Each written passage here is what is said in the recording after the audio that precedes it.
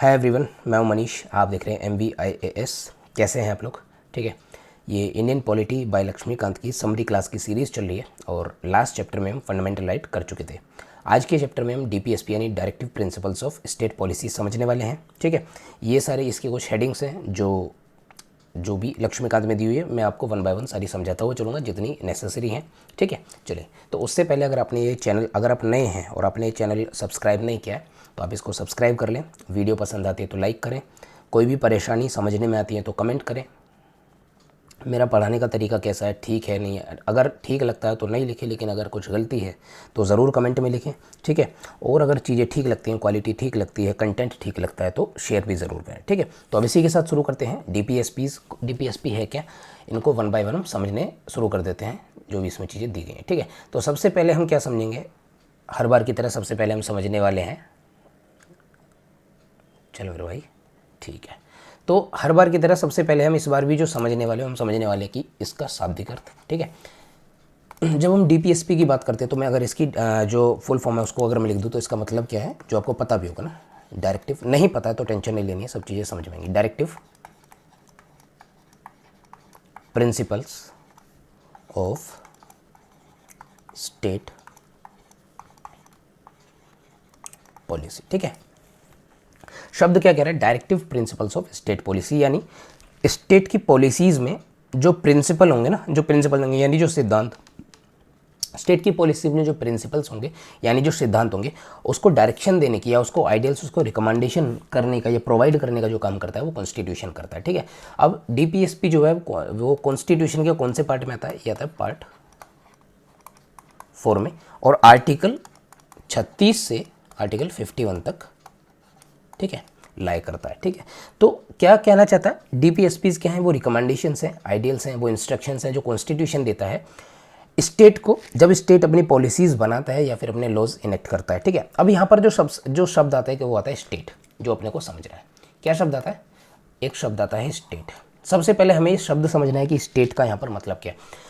Last videos में या last जो भी चैप्टर था उसमें फंडामेंटल राइट में मैंने आपको स्टेट की डेफिनेशन बताई थी। ठीक है, वहाँ पर जो स्टेट की डेफिनेशन थी वो पार्ट 3 में, वो आर्टिकल 12 के अनुसार थी। उस स्टेट की जो डेफिनेशन है उसका सेम मीनिंग यहाँ पर भी, यानी आर्टिकल 36 में सेम मीनिंग है जो आर्टिकल 12 में दिया हुआ है। ठीक है, तो ये स्टेट की जो डेफिनेशन है वो किससे रिलेटेड है, वो आर्टिकल 36 पार्ट 4 में 36 में। अगर हम पार्ट 3 की बात करें तो आर्टिकल 12 की। ठीक है, सेम मीनिंग है दोनों में, यानी स्टेट जब वहाँ यूज़ करेंगे तो भी सेम है, यहाँ यूज़ करेंगे तो भी सेम है। एक बार मैं रिकॉल आपको करा देता हूँ। तो यहाँ पर जो स्टेट का मतलब है ना, एक तो इसमें आ जाता है हमारा, यहाँ पर मैं लिख देता हूँ यूनियन। ठीक है जी, दूसरा हमारा आ जाता है स्टेट। ठीक है, ये स्टेट अलग है, ये स्टेट अलग है। अभी मैं आपको और इसको थोड़ा सा विस्तृत बता देता हूँ। ठीक है, तो यूनियन में हमारे 2 ऑर्गन बनते हैं। सबसे पहला तो हमारा बनता है लेजिस्लेटिव यानी पार्लियामेंट। ठीक है जी, पार्लियामेंट। ठीक है, और जो दूसरा हमारा बनता है हमारी गवर्नमेंट बनती है। ठीक है जी, यहाँ पर अगर हम स्टेट की बात करें तो यहाँ पर हमारा लेजिस्लेचर आ जाता है। ठीक है ना, यानी लेजिस्लेटिव पार्ट है, लेजिस्लेचर। हम इसको अपनी सुविधा के लिए पूरा स्टेट लेजिस्लेचर और स्टेट गवर्नमेंट पढ़ते हैं। ठीक है, तो यहाँ जो आ जाता है दूसरा आता है गवर्नमेंट। ठीक है जी, तो ये स्टेट पॉलिसीज़ में तीनों तरह के आ जाते हैं, वो लेजिस्लेटिव पार्ट हो, वो एग्जीक्यूटिव पार्ट हो, या फिर वो एडमिनिस्ट्रेटिव पार्ट हो।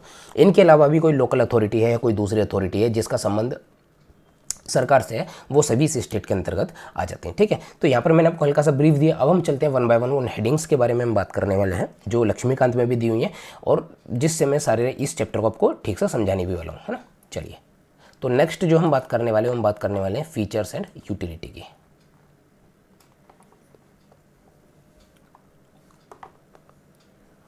थोड़ा स्लो चल रहा है सिस्टम। ठीक है, जो नेक्स्ट हम बात करने वाले हैं, हम किसकी बात कर रहे हैं, फीचर्स एंड यूटिलिटी।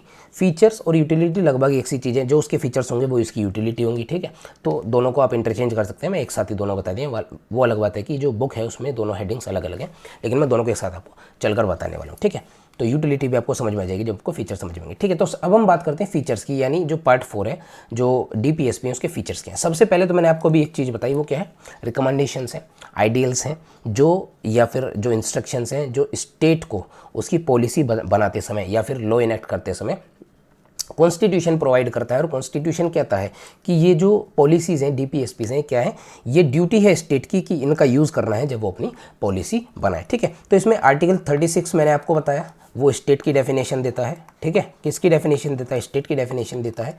और उसके बाद जो आर्टिकल 37 है वो ये कहता है कि it is the duty of state to use, है ना, it is the duty of state to keep in mind these DPSPs whenever making the policies और इनेक्टिंग द लॉ। ठीक है, जब भी पॉलिसी बनाए और लॉ इनेक्ट करे, इन DPSPs का ध्यान आपको रखना है। ये क्या है? फंडामेंटल्स हैं in governance of the country, यानी जब भी जो कंट्री की गवर्नेंस है ना, उसमें फंडामेंटली आधारभूत जो चीज़ें हैं स्टेट के लिए, वो क्या है? ये हमारे DPSPs हैं। चलिए, तो नेक्स्ट इसमें क्या फीचर्स आता है, अगला जो हम समझ लेते हैं, रंग चेंज करते हैं थोड़ा सा। ये क्या है ना, नॉन जस्टिसेबल पार्ट है। कैसा पार्ट है? Non justiciable.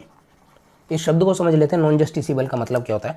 Justiciable, non justiciable दोनों ही आपको मैं बता देता हूँ। ठीक है, जस्टिसेबल जो पार्ट होता है, यानी जस्टिसेबल जो भी ये आर्टिकल्स हैं, वो आर्टिकल्स हैं जिनके वॉयलेशन होने पर आप कोर्ट जा सकते हो और कोर्ट से कह सकते हो कि भैया मेरे फंडामेंटल राइट्स का वॉयलेशन हो रहा है और आप इन्हें वापस से मुझे दिलवाओ। ठीक है, यानी आप कोर्ट से कह सकते हो कि इनके वॉयलेशन में कि भैया इनको वापस से इंप्लीमेंट कराओ।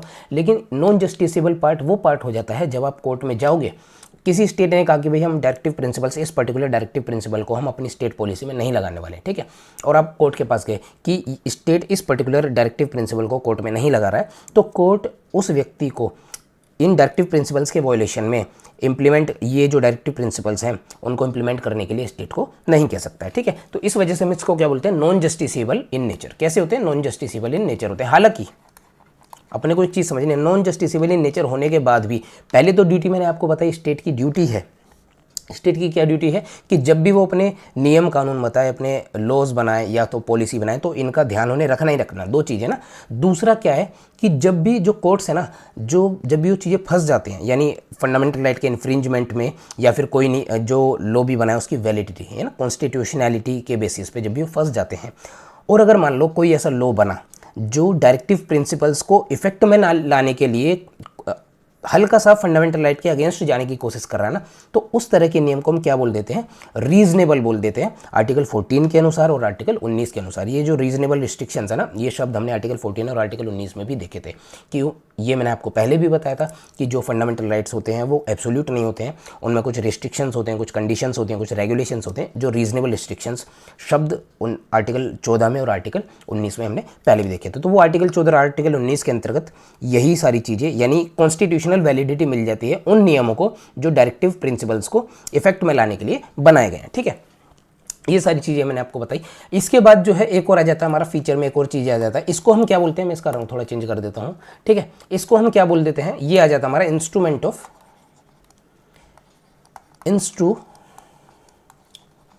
इंस्ट्रक्शंस ना, इंस्ट्रक्शंस है। तो इंस्ट्रूमेंट ऑफ इंस्ट्रक्शंस जो हैं ये रिसेंबल करते हैं, यानी किसकी बिल्कुल नकल करते हैं, किसकी? जो गवर्नमेंट ऑफ इंडिया 1935 है ना, वो इंस्ट्रूमेंट ऑफ इंस्ट्रक्शंस दिए जाते थे गवर्नर जनरल्स को और गवर्नर्स को जब वो अपने नियम कानून बनाते थे लेजिस्लेटिव वर्क में और उनके एग्जीक्यूटिव वर्क में। तो ये जो हमारे DPSP है ना, ये सेम इंस्ट्रूमेंट ऑफ इंस्ट्रक्शंस के जैसे हैं। यानी जिस तरह से instrument of instructions governor general को और गवर्नर्स को, जो स्टेट कंसर्न है उनसे रिलेटेड गवर्नर्स को ये सारी चीज़ें दी जाती थी कि अपने लेजिस्लेटिव वर्क में और एग्जीक्यूटिव वर्क में इनका ध्यान रखें, इनको अप्लाई करें। सेम इसी तरीके से DPSP को किसको दिया जाता है? स्टेट्स को दिया जाता है। अब स्टेट में यूनियन गवर्नमेंट भी है, स्टेट गवर्नमेंट भी है, पार्लियामेंट भी है, लेजिस्लेचर भी है। ठीक है, इन सब का वो ध्यान रखेगी जब भी अपने नियम बनाएगी। तो बिल्कुल किसके जैसे? इंस्ट्रूमेंट ऑफ इंस्ट्रक्शन है। और इंस्ट्रूमेंट ऑफ इंस्ट्रक्शन का जो संबंध है वो किससे है? गवर्नमेंट ऑफ इंडिया एक्ट है ना, GOI एक्ट 1935। चलिए, तो इसके साथ मैंने आपको फीचर्स बता दिए। यूटिलिटी, अच्छा यूटिलिटी मैंने आपको अभी बताई। यूटिलिटी क्या है? दो जगह इसकी यूटिलिटी हो जाती है। ठीक है, मेन तौर पर सबसे पहले तो स्टेट की ड्यूटी है कि वो इनका ध्यान रखे। ठीक है, और जब भी अपने नियम कानून बनाए। दूसरा क्या है? ये हेल्प करता है सुप्रीम कोर्ट का, दूसरे कोर्ट्स को, जब भी वो किसी लॉ की, सुप्रीम कोर्ट बेसिकली जब भी वो किसी लॉ की वैलिडिटी को चेक करते हैं on the basis of constitutionality में। ठीक है, तो अगर जो इफेक्ट करेगा डायरेक्टिव प्रिंसिपल्स को, तो वो रीजनेबल पार्ट में आ जाएगा। ठीक है, ये मैंने आपको बताया। ठीक है, उसके अलावा क्या है? एक पॉइंट और मैं लिख देता हूँ। ठीक है जी, एक पॉइंट मैं और लिख देता हूँ। आजा मेरे भाई। तो एक पॉइंट और क्या लिख देता हूँ जो एम है ना इन डायरेक्टिव प्रिंसिपल्स क्या है, इन डायरेक्टिव प्रिंसिपल्स का जो एम है वो एम है प्रियम्बल में, देखो प्रियम्बल मैंने आपको पढ़ाया, उसमें कुछ चीज़ें दी हैं जो प्रियम्बल में एम दिए हों वो कैसे हैं, जस्टिस, लिबर्टी, थोड़ा सा मैं इसमें गैप बना लूँ ना,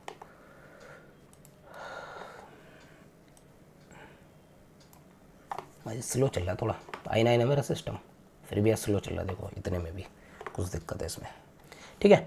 लिबर्टी, जस्टिस, लिबर्टी, उसके बाद है फ्रैटर्निटी, ठीक है, फ्रैटर्निटी एंड इक्वालिटी, ठीक है जी। तो ये क्या है, ये हमारे ये हमारा एम है कि हम देश को ये सारी चीज़ें दें, ये चीज़ें प्रेम्बल में भी लिखी हुई हैं, ठीक है। तो इन सब चीज़ों को फुलफिल करने के लिए, ठीक है, इन सब चीज़ों को फुलफिल करने के लिए जब भी स्टेट अपनी पॉलिसीज़ बनाए तो उसको किन चीज़ों का ध्यान रखना है, डीपीएसपी का, क्योंकि डीपीएसपी एक तरह से पथ का काम करते हैं, मार्ग का काम करते हैं, जो कि हमें किस तरफ लेकर जाते हैं, इस एम पर लेकर जाते हैं, इस टारगेट पर लेकर जाते हैं, ठीक है। तो ये एक और इसकी यूटिलिटी है, तो फिर हम फ्यूचर कह सकते हैं। चलिए अब इसके साथ हम थोड़ा सा नेक्स्ट आगे चलते हैं, ठीक है। अच्छा हाँ, ये भी मैंने, हाँ वेलफेयर स्टेट है, ठीक है। एक चीज़ और, हम इसको क्या बोलते हैं, वेलफेयर स्टेट, मतलब जो डीपीएसपी का जो मेन वर्क है ना वो क्या बनाना है, वेलफेयर स्टेट बनाना है, ना कि पुलिस स्टेट। अब वेलफेयर स्टेट क्या होता है, जहाँ पर लोगों को अपने हिसाब से जीने की आज़ादी हो, अपने हिसाब से लिवलीहुड की आज़ादी हो, ठीक है, समानता का अधिकार जहाँ मिलता हो, equal work for equal remuneration हो, धीरे धीरे भी इन सब चीज़ों को समझेंगे।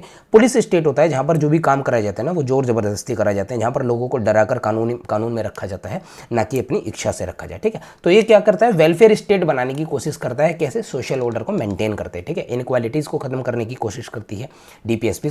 देखो और भी इसके जो फीचर्स हैं ना, जैसे जैसे हम इनके आर्टिकल समझते जाएंगे वहाँ से भी हम फीचर उठा सकते हैं, ठीक है। तो हम वन बाय वन हम आर्टिकल समझेंगे, वहाँ से भी इन फीचर्स को उठा सकते हैं और धीरे धीरे हम वही चीज़ें कर लेंगे, ठीक है। तो नेक्स्ट जो हम आते हैं वो आते हैं क्लासिफिकेशन पे। किसकी बात करेंगे, क्लासिफिकेशन की।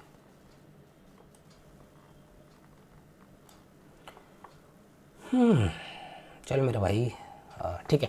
तो एज सच जब हम कॉन्स्टिट्यूशन की बात करते हैं तो कॉन्स्टिट्यूशन में जो डीपीएसपी हैं उनको किसी भी तरीके से क्लासीफाई नहीं किया गया है, लेकिन फिर भी अगर हम कंटेंट की बात करें, हम इंटेंट की बात करें, मतलब जब इनको बना रहे थे तो उसके पीछे की सोच क्या थी, तो हम इनको ब्रॉडली ना मोटे तौर पर 3 क्लासिफिकेशन में हम इसको बांट देते हैं, ठीक है। तो उन तीनों को मैं वन बाय वन यहाँ पर लिख दूँ, ठीक है जी। तो क्लासिफिकेशन जो है हम इसकी क्या लिख देंगे, मोटे तौर पर लिख देंगे,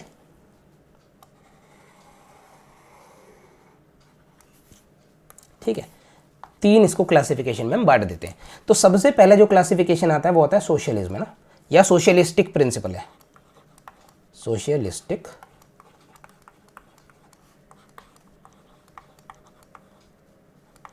ठीक है जी। जो दूसरा आता है वो आता है गांधीयन प्रिंसिपल,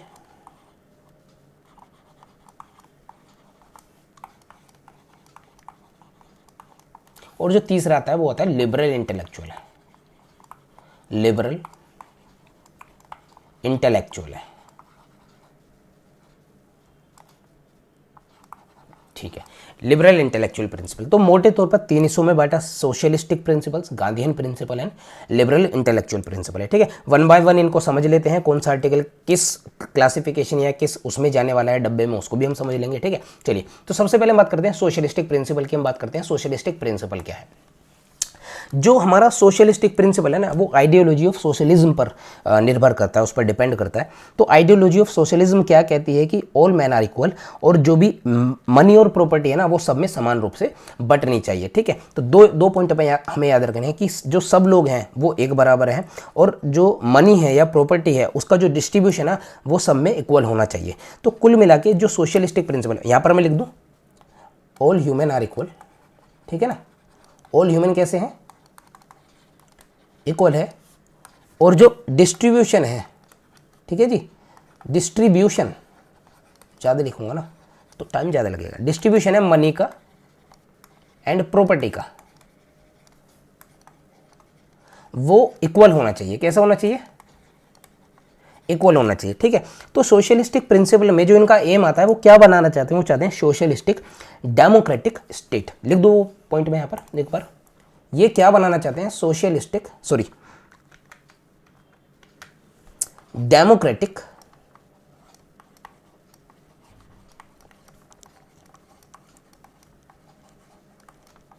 सोशलिस्टिक स्टेट। ठीक है, एक बार इसको हम समझ लेते हैं। डेमोक्रेटिक सोशलिस्टिक स्टेट क्या है? डेमोक्रेटिक सोशलिस्टिक स्टेट वो स्टेट है जहां पर जो हमारी गवर्नमेंट है, जो सरकार है या जो हमारा रिप्रेजेंटेटिव है, वो डेमोक्रेसी के द्वारा यानी लोगों के द्वारा चुन कर आता है। अब सोशलिस्टिक शब्द क्या कहता है? उस गवर्नमेंट का, उस जो भी प्रणाली है, जो भी सिस्टम बनाओ, उसका पूरा अधिकार है, जितने भी मीन्स है ना, जितने भी मटेरियल रिसोर्सेज हैं, उनके डिस्ट्रीब्यूशन और प्रोडक्शन पर पूरी तरीके से नियंत्रण है। कहने का मतलब क्या है कि ये सरकार तय करेगी कि, मतलब क्या है कि सरकार तय करेगी कि किसको कितनी चीज़ें मिलनी है। आप प्राइवेट प्रॉपर्टी इकट्ठा नहीं कर सकते। स्टेट पर पूरा अधिकार होगा, सबको समान नौकरी मिलेगी, सबको सारी चीज़ें समान रूप से वितरण मिलेगा, ये सारी चीज़ें इसमें आ जाती हैं। ठीक है, तो इसके अंतर्गत जो थोड़े से आर्टिकल्स आते हैं वो हम समझ लेते हैं।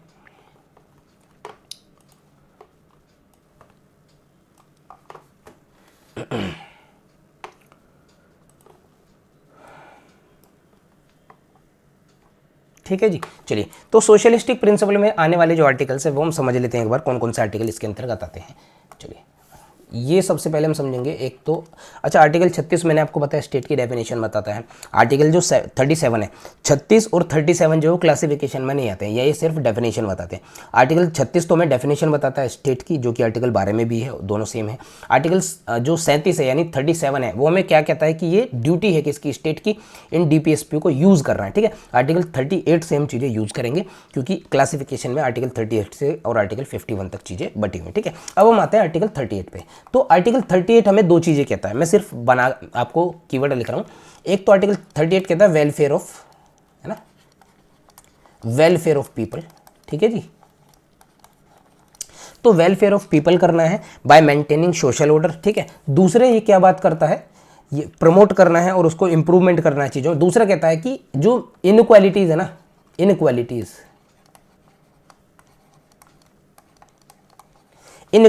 जो है वो क्या करनी है, मिनिमाइज करनी है। ठीक है जी, इनइक्वालिटीज़ क्या करनी है, मिनिमाइज करनी है। अब इनइक्वालिटी किस किस में आ सकती है? इनइक्वालिटी हमारी इनकम में आ जाती है, इनइक्वालिटी हमारी स्टेटस में आ जाती है, इनइक्वालिटी हमारी फैसिलिटीज़ में आ जाती है, तो इनइक्वालिटी हमारी अपॉर्चुनिटीज़ में आ जाती है। इन सभी चीज़ों को मिनिमाइज करना है, क्योंकि जब हम इन सभी चीज़ों को मिनिमाइज करेंगे तभी सभी लोगों पर लगभग जो प्रॉपर्टी है या मनी है वो सारी लगभग एक समान होगी और सभी लोग क्या है, इकोनॉमिक वे में, है ना, इक्वल हो जाएंगे। तो यही हमारा सोशलिस्टिक प्रिंसिपल क्या था भैया। ठीक है, ये आर्टिकल 38 में है। और ये इनइक्वालिटीज़ की अगर मैं बात करूँ ना, किसकी बात करूँ, इनइक्वालिटीज़ की, तो ये मैं आपको ये क्या है, कुछ जो डायरेक्टिव प्रिंसिपल्स हैं वो बाद में ऐड किए गए, तो मैं यहीं पर लिख देता हूँ। ये जो इनइक्वालिटी वाला पार्ट है ना, यानी ये वाला जो पार्ट है, या मेरे भाई, जो ये वाला पार्ट है ना, इनइक्वालिटी वाला पार्ट, ये है हमारा 44वें अमेंडमेंट एक्ट, है ना, 1978 में ऐड किया गया। तो इनइक्वालिटीज़ को मिनिमाइज करने की जो कोशिश की गई वो हमारे 44वें अमेंडमेंट एक्ट में ऐड की गई। ठीक है, अगर मैं गलत नहीं तो नहीं, ठीक है बिल्कुल। चलिए आगे चलते हैं। ठीक है, नेक्स्ट जो हमारा आता है, ये हमने आर्टिकल 38 आपको बताया। सारे के सारे आर्टिकल्स मैं आपको समझा दूंगा क्या है और किस क्लासिफिकेशन में कौन सा आर्टिकल आ रहा है, ताकि मेंस में आंसर राइटिंग में भी हेल्प करे और जो हमारा प्री के हिसाब से जो हमारा डाटा कंटेंट, जो कंटेंट है वो भी आपको क्लियर हो जाए। ठीक है, सारी चीज़ें मैं साथ साथ आपको लिखे जा रहा हूँ। जो उसमें हेडिंग दी हुई है वो अलग से न्यू डायरेक्टिव्स के नाम से एक हेडिंग दी है, वो मैं नहीं लिखूंगा क्योंकि मैं यहीं पर आपको सारी चीज़ें ऐड कर दूंगा। उसके बाद जो हमारी नेक्स्ट हमारा आ जाता है वो आर्टिकल आ जाता है हमारा 39। आर्टिकल 39 में क्या, कई सारी चीज़ें हैं। ठीक है, आर्टिकल 39 हमारी किसकी बात करता है, आर्टिकल 39 हमारी करता है लिवलीहुड की बात करता है, यानी आजीविका, है ना। तो आर्टिकल 39 में जो हमारे कई सारे क्लोजेज हैं, कई सारे प्रिंसिपल्स हैं, तो वो क्या कहता है, प्रोविजंस हैं। ठीक है, तो ये क्या कहता है कि एडिक्वेट मीन्स ऑफ लिवलीहुड होने चाहिए सभी सिटीजन्स को। किसको, सभी सिटीजन्स को एडिक्वेट मीन्स ऑफ लिवलीहुड। मतलब क्या है कि हर एक व्यक्ति को कमाने का यानी आजीविका का इक्वल साधन होना चाहिए। दूसरी चीज़ ये क्या कहता है, दूसरी चीज़ ये कहता है हमारे पास, ठीक है, ये कहता है कि जो मटेरियल रिसोर्सेज हैं, कैसे हैं, ये ए में आ जाएगा, ये बी में आ जाएगा, मटेरियल रिसोर्सेज हैं। ठीक है जी, मटेरियल रिसोर्सेज हैं, किसी जो कम्युनिटी है, कम्युनिटी के पास, अच्छा मैं इसको सीधे खोलकर लिख देता हूँ, नहीं मैं आगे से लिख दूंगा। तो कम्युनिटी के जो मटेरियल रिसोर्सेज है ना, उसको क्या करना है, उसको समान रूप से वितरण करना है ताकि सबका भला हो। यानी ये कहता है मटेरियल रिसोर्सेज का जो है ना, जो वितरण समान रूप से होना चाहिए, यानी डिस्ट्रीब्यूशन क्या है वो इक्विटेबल डिस्ट्रीब्यूशन होना चाहिए मटेरियल रिसोर्सेज जो किसी कम्युनिटी के हैं, ताकि सबका जो कॉमन गुड है वो सबका हो। ठीक है, अब इसमें सी पर आते हैं। सी पॉइंट जो आता है वो कहता है प्रिवेंशन करता है। वो क्या कहता है, प्रिवेंट करता है, नहीं रोकता है। सबसे पहले मैं रख दूं प्रिवेंशन ऑफ, है ना, प्रिवेंशन ऑफ कंसंट्रेशन ना,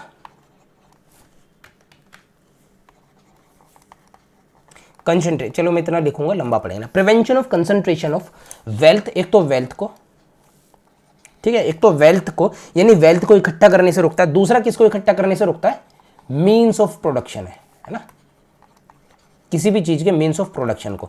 ऐसा क्यों करता है, ये स्टेट को पावर है कि स्टेट रोकेगा, यानी वेल्थ कंसंट्रेशन को रोकेगा स्टेट, और मीन्स ऑफ प्रोडक्शन है उनको रोकेगा। क्यों रोकेगा, ताकि ऐसा ना हो कि सारी की सारी प्रॉपर्टी किसी एक व्यक्ति के हाथ में जाए और जो दूसरे लोग हैं वो गरीब से गरीब हो जाए ना, जो कि कंट्री को डिटरमिन है ना, कंट्री को हानिकारक होगा, मतलब हानि देगा। ठीक है, तो इस वजह से prevention of concentration of wealth and means of production है। ये आ गया हमारा बी और सी। उसके बाद क्या है, इसी में जो हम बात करते हैं वो इक्वल रेम्यूनरेशन की बात होती है, यानी equal pay for equal work for man and women है। ठीक है, बिना किसी जेंडर के, चाहे वो मैन हो चाहे वो वुमेन हो, उनके लिए इक्वल पेमेंट ऑफ वर्क होना चाहिए। इसी में आ जाता है, मैं लिख देता हूँ इक्वल पे, लिख देता हूँ सिर्फ इक्वल पे। ठीक है जी, और भी इसके साथ कई सारे प्रोविजंस हैं। क्या है कि जो वर्कर्स है ना, उनकी हेल्थ और जो हेल्थ हैं उनकी हेल्थ का जो प्रिजर्व करना है, ताकि उससे भी हमें इक्वलिटी आएगी। क्योंकि अगर हम वर्कर की बात करें, एक वर्कर है जिसको बहुत अच्छा खाना मिल रहा है, बहुत अच्छा न्यूट्रिशन मिल रहा है, ठीक है, तो उसकी हेल्थ ज़्यादा होगी, उसकी इफिशियंसी ज़्यादा होगी, और उसकी इफिशियंसी ज़्यादा होने से उसको जो है वो उसको मेहनताना ज़्यादा मिलेगा। ठीक है, रेम्यूनरेशन ज़्यादा मिलेगा। लेकिन जब हम दूसरी तरफ बात करें, एक जो वर्कर है उसकी हेल्थ बहुत डाउन है, उसको न्यूट्रिशन अच्छा नहीं मिल रहा है, तो वो काम कम करेगा, और काम कम करेगा तो उस केस में उसको क्या है कि उसको रेम्यूनरेशन भी कम मिलेगा। तो यहाँ फिर इनइक्वालिटी आ जाएगी on the basis of health. ठीक है, तो वो क्या कोशिश करते हैं इसमें कि हेल्थ जो है वो प्रिजर्व की जाए, किसकी, वर्कर्स की। ठीक है, और उसके बाद क्या है, इसके बाद एक और इसमें जो आ जाता है वो आ जाता है हमारा ई एंड एफ। ये कहता है हमारा कि अपॉर्चुनिटीज है, प्रमोट हमें क्या करनी है, डेवलपमेंट करना है, डेवलप है ना, develop of health of children. अभी मैं आपको बता देता हूं क्या हेल्थ ऑफ, मैं आपको पूरी लाइन अभी लिख दूंगा। ठीक है, सबसे पहले मैं इसका लिख दूँ। ठीक है, तो ये जो हमारा प्रोविज़न है ये कहता है कि ऐसी अपॉर्चुनिटीज़ को हमें प्रमोट करना है जो हेल्थ की, जो चिल्ड्रन के हेल्थ को डेवलप करने का काम करती है। अच्छा, ये वाली जो लाइन है ना, ये कुछ 4-5 चीज़ें हैं वो मैं अलग से आपको भी लिखूंगा। जो ये वाली लाइन है, अगर मैं इसकी बात करूँ, इस लाइन की अगर मैं बात करूँ कि अपॉर्चुनिटीज़ हमें प्रमोट करनी है, हमें अपॉर्चुनिटीज़ बनानी है जो एक चिल्ड्रन के हेल्थ को डेवलप करने का काम करती हूँ, ये वाली लाइन है, ये जो हमारी लाइन है ये आइए 42 है ना, 42nd कॉन्स्टिट्यूशनल अमेंडमेंट एक्ट 1970। इसके अलावा 3-4 चीज़ें हो रहे हैं, जैसे आर्टिकल 3 है ना 39 है, आर्टिकल 43 है और आर्टिकल 48 है। ये सारी चीज़ें जो हैं, ये एक तो ये जो आर्टिकल 39, ये हम कौन सा पढ़ रहे हैं, ये हम आर्टिकल 39 पढ़ रहे हैं ना, 39 ये नहीं पढ़ रहे हैं। तो आर्टिकल 39 में ये चीज़ ऐड की गई। ठीक है ना, हेल्थ ऑफ चिल्ड्रन है, उसके डेवलपमेंट में जो अपॉर्चुनिटीज़ है उसको ठीक करना। उसके अलावा ये भी मैं आपको पूरा बताऊंगा अलग से। ठीक है, 39A की बात फिर की गई, यहाँ पर भी आप समझ लो, क्योंकि हो सकता है अगर मैं इस वीडियो में नहीं ध्यान ना, तो मेरे को मैंने यहाँ पर लिख दिया 39 एक नई चीज़ ऐड की गई। ठीक है, 43 एक नई चीज़ ऐड की गई, और 48 एक नई चीज़ ऐड की गई, ये 42 अमेंडमेंट 1976 में ऐड की गई। ठीक है, तो अभी तक मैं आपको कहाँ तक बता चुका, आर्टिकल 39 तक। अब हम आते हैं, नेक्स्ट आते हैं आर्टिकल 39A पे। किस पे आते हैं, आर्टिकल 39A पे।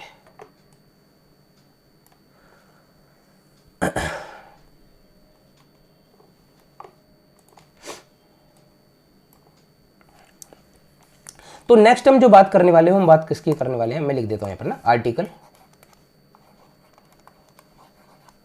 39A। ठीक है, आर्टिकल 39A में दो कीवर्ड अपने को पकड़ने और याद रखने। सबसे पहले क्या करता है, फ्री लीगल एड।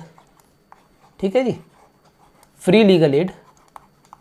ठीक है, और दूसरा क्या है, फ्री लीगल एड, और क्या है दूसरा, एक और शब्द था इसमें आर्टिकल 39 में पब्लिक असिस्टेंस, तो 41 में आता है ना, हाँ, equal justice and free legal add. ठीक है, तो ये कहता है इक्वल जस्टिस की बात करता है। ठीक है, free legal aid to poor, ठीक है, एंड इक्वल जस्टिस। ठीक है। तो ये जो आर्टिकल 39 है किसकी बात करता है, free legal aid to poor की बात करता है और इक्वल जस्टिस की बात करता है। इसी आर्टिकल के अंतर्गत क्या है, लीगल सर्विस अथॉरिटी एक्ट 1987 आया और उसमें कई सारी लोक अदालत वगैरह बनी, ठीक है। वो इंप्लीमेंटेशन में आगे हल्का सा मैं आपको ब्रीफ आइडिया दूंगा, बाकी आपको एक बार पढ़ना है। करंट अफेयर में जब चीज़ें आएंगी ना कि लीगल सर्विस अथॉरिटी एक्ट जो क्या है और इससे अलावा क्यूबिक है, कोयर बोर्ड है, ये सारी चीज़ें उनका संबंध इन्हीं से होने वाला है। लेकिन जब आप उनको वहाँ पर पढ़ेंगे तो विस्तार में पढ़ेंगे। अगर यहीं पे इस चैप्टर को आप सब कुछ पढ़ना शुरू कर देंगे तो इंडियन पॉलिटी ही जितने भी सब्जेक्ट है ना उसके बराबर हो जाएगी। तो यहाँ पर हल्का सा ब्रीफ करेंगे, जब भी करंट अफेयर में आएगा तब उसको खोल के पढ़ेंगे, ठीक है। चलिए, तो आर्टिकल 39 है, ये ऐड हमारा हुआ जैसे मैंने भी आपको बताया, ठीक है। अभी मैं अलग से लिख दूंगा, ठीक है। 39 हमारा 42 कॉन्स्टिट्यूशनल अमेंडमेंट एक्ट 1976 में, ठीक है। 39 है।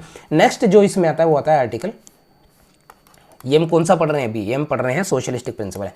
तो आर्टिकल किसकी हम बात करने वाले हैं, आर्टिकल 41 की बात करने वाले हैं। आर्टिकल 41 हमसे क्या कहता है, आर्टिकल 41 हमसे कहता है right to education, right to work and public assistance. तीन चीज़ें इसमें, ठीक है जी, RGH है ना। राइट्स किसके है, एक तो एजुकेशन के लिए है, एडुकेशन, राइट टू वर्क, ठीक है जी, एंड पब्लिक असिस्टेंस है, ठीक है। क्या है, पब्लिक असिस्टेंस। तो यहाँ पर असिस्टेंस के है ना कुछ यहाँ पर ग्राउंड दिए हुए हैं, ये अपने को आर्टिकल 41 में आपको बता रहा हूँ। जो असिस्टेंस के यहाँ पर कुछ ग्राउंड दिए हुए हैं ये भी मैं यहाँ पर आपको हाथों हाथ लिख देता हूँ। पब्लिक असिस्टेंस किस केस में देना, एक तो अनएम्प्लॉयमेंट के केस में, ठीक है जी, वो अलग बात मिलता नहीं है, ठीक है। पब्लिक असिस्टेंस जो भत्ते वगैरह आते हैं सब इसमें आ जाते हैं ना। अनएम्प्लॉयमेंट के केसेस में आ जाता है, सिकनेस के केसेस में आ जाता है, नहीं कोई व्यक्ति बीमार है उस केसेस में, ओल्ड एज के है ना केसेस में आ जाता है। उससे रिलेटेड कई सारी चीज़ें, ओल्ड एज से रिलेटेड जितने भी एक्ट आए हुए हैं, अनएम्प्लॉयमेंट से रिलेटेड, जैसे है ना जवाहर स्वरोजगार योजना है, स्वर्ण जयंतीपुरम रोजगार योजना कुछ करके, ग्रामीण संपूर्ण ग्रामीण कुछ करके योजनाएं इस तरह की हैं, वो सारी अनएम्प्लॉयमेंट में आ जाती हैं, पब्लिक असिस्टेंस, ठीक है। सिकनेस के केस में तीसरा आ जाता है डिसेबलमेंट है, डिसेबलमेंट। तो ये चार ग्राउंड दिए हुए हैं पब्लिक असिस्टेंस में, जिसके बेसिस पे हम पब्लिक असिस्टेंस देते हैं, वो भी आर्टिकल 41 में। चलिए नेक्स्ट हम आते हैं, नेक्स्ट जो हमारा आर्टिकल आ जाता है वो हमारा आ जाता है, सबसे पहले जीके बनाएंगे हम।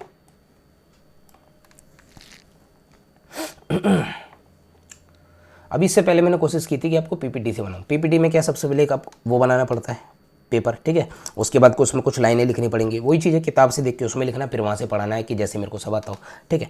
तो मेरे से उस तरह से पढ़ाया जाता नहीं। मैंने पीपीटी बनाई, कल भी वीडियो बनाई, परसों भी वीडियो बनाई, मेरे से वीडियो बनी नहीं। जब भी शब्द आगे सामने होते हैं ना तो फिर जो है दिमाग है ना उस पर पूरी तरह से फोकस हो जाता है, और जो दिमाग में चल रहा होता है ना वो मैंने आगे आपको मतलब एक्सप्लेन नहीं कर पाता हूँ, वो मैं आपको चीज़ें दे नहीं पाता हूँ, ठीक है। तो मैं तो ऐसे ही पढ़ाऊँगा कि भाई हेडिंग्स जो वहाँ से दूंगा, और जो मैंने चीज़ें समझी हैं मेरी कोशिश है कि मैं आपको चीज़ समझाऊँ ज़्यादा से ज़्यादा, ठीक है। कंटेंट तो आपको बुक में भी मिलेगा, और ये आप मानने वाले होने की, बहुत से लोग कहते हैं कि भाई मेरे से पढ़ने के बाद आपको कहीं से नहीं पढ़ना है, और ना ही मैं इतना बड़ा टीचर हूँ कि ये बात भी आपसे कहूँ कि मैं मतलब जो मुझे आता है वो सब कुछ आता है, ठीक है।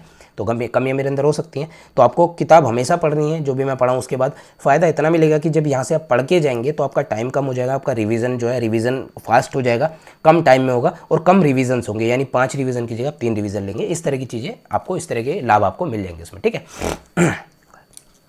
तो नेक्स्ट हम बात करते हैं आर्टिकल 42 की, और जो आर्टिकल 42 है यहाँ पर भी हम सिर्फ और सिर्फ कीवर्ड की बात करेंगे, जस्ट एंड ह्यूमन कंडीशंस, है ना, human conditions and maternity relief, ठीक है जी, मैटरनिटी रिलीफ्स। तो ये सारी चीज़ें इसमें आर्टिकल 42 में आ जाती हैं, ठीक है। आर्टिकल 42 इसमें बहुत ज़्यादा समझाने का नहीं, आप समझ जाओगे। जस्ट एंड ह्यूमन कंडीशन के केस में और मैटरनिटी रिलीफ के केस में क्या करना है, हमें हेल्प करनी है ना चीज़ों को। चलिए नेक्स्ट हम आते हैं आर्टिकल 42, उसके बाद आर्टिकल 43 पर हम आएंगे क्या, हम आएंगे, बिल्कुल आएंगे।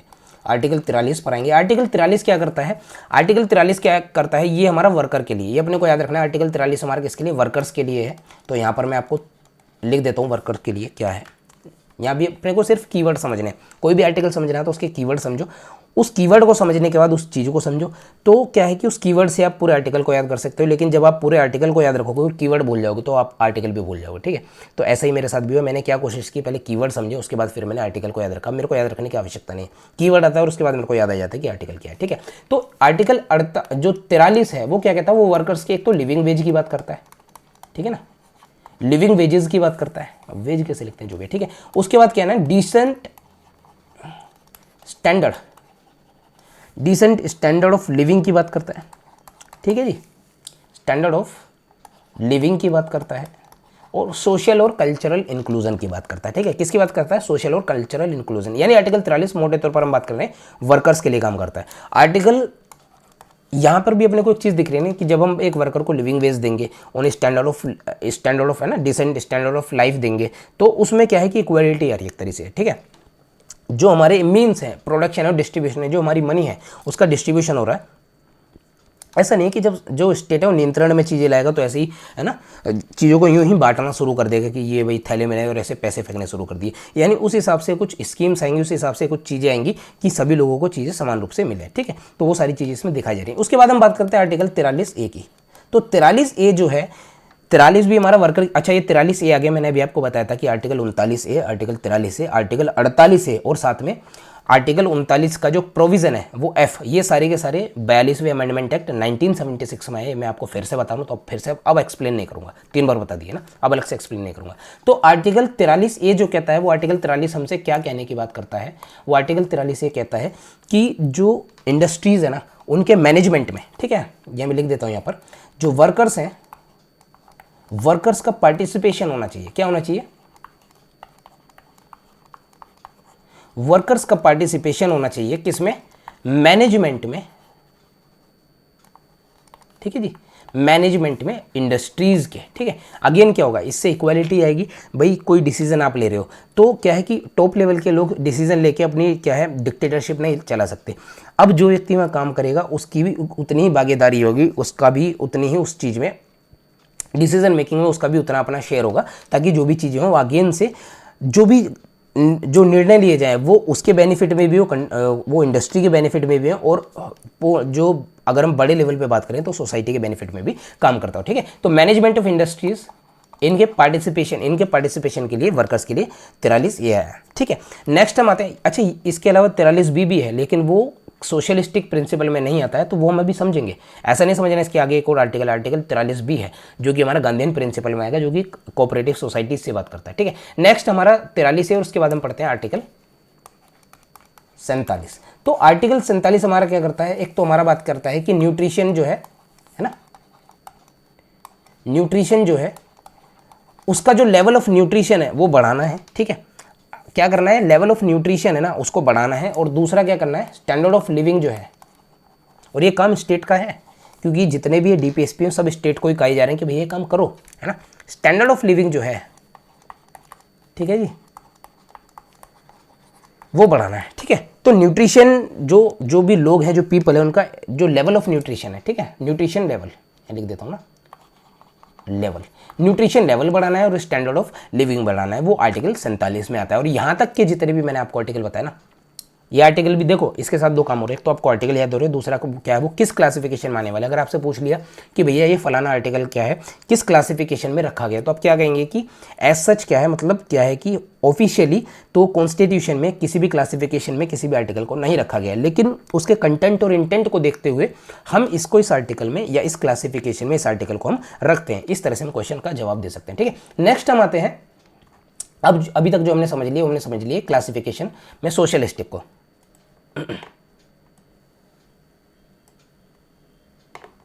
चल भाई, चलिए नेक्स्ट जो हम समझने वाले हैं गांधीयन प्रिंसिपल्स को ना। तो अगला जो आ जाता है वो आ जाता है गांधीयन प्रिंसिपल। यहां पर मैं इसको लिख दूं,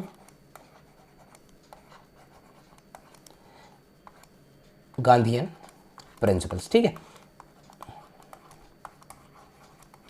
तो गांधीयन प्रिंसिपल्स क्या है, किन नियमों पर आधारित है? गांधीयन प्रिंसिपल्स वो कंस्ट्रक्टिव जो वर्क्स जो नेशनल मूवमेंट में गांधी जी ने या उनके जो फॉलोअर हैं उन्होंने चलाए थे, उन नियमों पर गांधीयन प्रिंसिपल्स आधारित हैं। ठीक है, तो वन बाय वन हम उन सब चीज़ों को समझ लेते हैं। सबसे पहले गांधीयन प्रिंसिपल में जो हम समझते हैं, तो सबसे पहला जो पॉइंट आता है वो आता है हमारा विलेजेस, है ना, विलेज पंचायत। कैसे लिखते हैं भाई, पंचायत। ठीक है, तो सबसे पहली जो बात होती है विलेज पंचायत की बात होती है। किससे हमारा रिलेटेड है? वो हमारा आर्टिकल 40 से रिलेटेड है, जो विलेज पंचायत की बात करता है। इसमें गांधीयन जो ये आर्टिकल 40 क्या कहता है कि एक विलेज पंचायत वगैरह बननी चाहिए, और उन्हें क्या है कि उन्हें एक लेवल ऑफ पावर उनको देना चाहिए ताकि वो एक सेल्फ गवर्नमेंट की तरह काम कर सकें। ठीक है, उससे रिलेटेड कुछ एक्ट ऑफ पार्लियामेंट भी आए, जैसे पंचायत है ना, इसमें 73 कॉन्स्टिट्यूशनल अमेंडमेंट एक्ट है और 74 कॉन्स्टिट्यूशनल अमेंडमेंट एक्ट है। तो 73 वाला जो है वो हमारा विलेज पंचायत की हमारी बात करता है, ठीक है। चलिए नेक्स्ट हम आते हैं, जो इसमें आता है वो आता है हमारा कॉटेज इंडस्ट्री की बात करता है, ठीक है जी। कॉटेज इंडस्ट्री की प्रमोशन इम्प्रूवमेंट की बात करता है, यानी ऑर्गेनाइजेशन आपको बनानी है कॉटेज इंडस्ट्री की, ठीक है जी। और आपको ये कॉटेज इंडस्ट्री 2 लेवल पे आपको प्रमोट करनी है। कैसे प्रमोट करनी है? तो इंडिविजुअल लेवल पे, ठीक है ना। ये हम रूरल डेवलपमेंट की हम बात कर रहे हैं, अर्बन की यहाँ पर नहीं। कॉटेज इंडस्ट्री का हम रूरल एरिया में देखेंगे, जो गांव वगैरह गांव दिया है तो उन सब में क्या है, कॉटेज इंडस्ट्री अपने को प्रमोट करनी है इंडिविजुअल लेवल पे। यानी आप चाहें तो घर के अंदर बना सकते हैं, या फिर कुछ लोगों एक आप ऑर्गेनाइजेशन या कोऑपरेटिव ऑर्गेनाइजेशन वगैरह बना के उस लेवल पे भी आप कॉटेज इंडस्ट्री का काम कर सकते हैं। और ये कॉटेज इंडस्ट्री जो आती है वो किस में आती है? वो आती है आर्टिकल 43 में, ठीक है जी। आर्टिकल 43 में और भी दूसरे पार्ट है, कॉटेज इंडस्ट्री एक पार्ट है, और इसके अलावा आर्टिकल 43 में वर्कर्स के लिविंग वेज है। तो जो लिविंग वेज और डिसेंट स्टैंडर्ड ऑफ लाइफ है, लिविंग है, ये हमारा किस में आ जाता है? सोशलिस्टिक प्रिंसिपल में। और आर्टिकल 43 का ही कॉटेज इंडस्ट्री वाला पार्ट, क्योंकि ये जो व्यू है ना, कॉटेज इंडस्ट्री विलेज पंचायत, ये गांधी जी के व्यू है, ठीक है। तो उस हिसाब से चीज़ें बांटी हुई हैं, ठीक। नेक्स्ट हम आ जाते हैं, वो हम आ जाते हैं कॉटेज इंडस्ट्री हो गया, आर्टिकल 43 हो गया। उसके बाद आ जाता है हमारा जो एससीज हैं, एसटीज हैं, या फिर अदर वीकर सेक्शन है। कैसे हैं? अदर वीकर सेक्शन है, उनके हमारे इकोनॉमिक है ना, एजुकेशनल एंड इकोनॉमिक इंटरेस्ट का अपने को क्या रखना है? ध्यान रखना है, ठीक है जी। क्या रखना है? इंटरेस्ट, ठीक है, हाँ ठीक है। एजुकेशनल और इकोनॉमिक इंटरेस्ट का अपने को ध्यान रखना है, वो एससीज, एसटीज और अदर वीकर सेक्शंस हैं, ठीक है। ये हमारे गांधीयन प्रिंसिपल में फिर आ जाते हैं। नेक्स्ट जो हम चलते हैं गांधीयन प्रिंसिपल में हमारे आते हैं, ये हमारा जो आर्टिकल है, कौन सा आर्टिकल है? एससी एसटीज वाला आर्टिकल है हमारा, ये हमारा article 46, if I am not wrong, है ना। आर्टिकल 44 तो हम यूनिफॉर्म सिविल कोड की बात करें, आर्टिकल 46, आर्टिकल 45 हमारा हाँ ठीक है, आर्टिकल 46 है। तो ये जो पार्ट है, ये वाला किस में आता है? इसको मैं लिख देता हूँ अलग से यहाँ पर। ये वाला पार्ट है, कहाँ पर लिखूँ? ये लिख देता हूँ, आर्टिकल 46 में आता है, ठीक है। नेक्स्ट जो आता है हमारा, वो आता है आर्टिकल 40, अभी हमने ऊपर क्या देखा था? लेवल ऑफ न्यूट्रिशन, 47 है, ठीक है। नेक्स्ट जो हमारा जाता है वो आर्टिकल 47 का ही पार्ट है। उसमें कहता है जो काउज है ना और काफ्स है, यानी जो गाय हैं, गाय के बछड़े हैं, या जितने भी मिल्चिंग एनिमल्स हैं ना, जो दुधारू पशु हैं, उनकी स्लॉटरिंग, उनको कसाई खाने में जाने से रोकना है, और उनके इंप्रूवमेंट की और प्रमोशन का काम करना है। तो ये हमारा आर्टिकल 47 में आ जाता है। किस में आ जाता है? आर्टिकल 47 में आ जाता है। वो किसको करता है? वो प्रोहिबिट करता है। क्या करता है? प्रोहिबिट करता है। प्रोहिबिट क्या करता है? Slaughtering of cows, carbs and other milching, जो हमारे एनिमल्स हैं उनसे, ठीक है। और उनके इंप्रूवमेंट की, उनके प्रमोट की, ये प्रमोशन की, ये आर्टिकल 47 बात करता है। तो आर्टिकल 47 अगेन से दो पार्ट है। एक हमने समझा भी, न्यूट्रिशन लेवल बढ़ाना है, स्टैंडर्ड ऑफ लिविंग बढ़ाना है लोगों का, साथ ही साथ क्या करना है? जो स्लॉटरिंग है उनको रोकना है, काउज और काफ्स की, और उनके प्रमोशन और इंप्रूवमेंट पर काम करना है, ठीक है। दोनों ही आर्टिकल 47 का हिस्सा है। नेक्स्ट जो अब इसके साथ हमारे आ जाते हैं, अगला क्लासिफिकेशन आ जाता है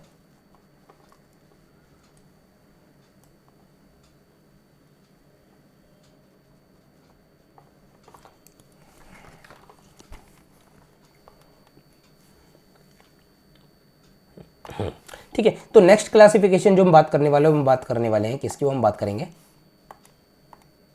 ठीक है, वो हम बात करेंगे लिबरल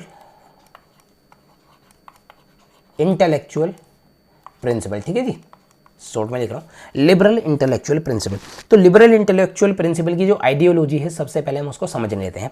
लिबरल इंटेलेक्चुअल प्रिंसिपल की आइडियोलॉजी क्या कहती है? वो कहती है कि जो इंडिविजुअल के राइट्स है ना, उन पर ध्यान देना है, और उन इंडिविजुअल के राइट्स का ध्यान रखेगा कौन? वो स्टेट रखेगा। यानी क्या है? हर एक इंडिविजुअल को अपने राइट्स हैं, अपनी लिबर्टी है, और उनको बचाने का अधिकार किसका है? स्टेट का है। यानी स्टेट पूरा नियंत्रण, हर एक व्यवस्था का ध्यान रखेगा कि हर एक व्यक्ति के इंडिविजुअल राइट उसको मिलते हो, ठीक है। तो कई बार ऐसा होता है कि भैया,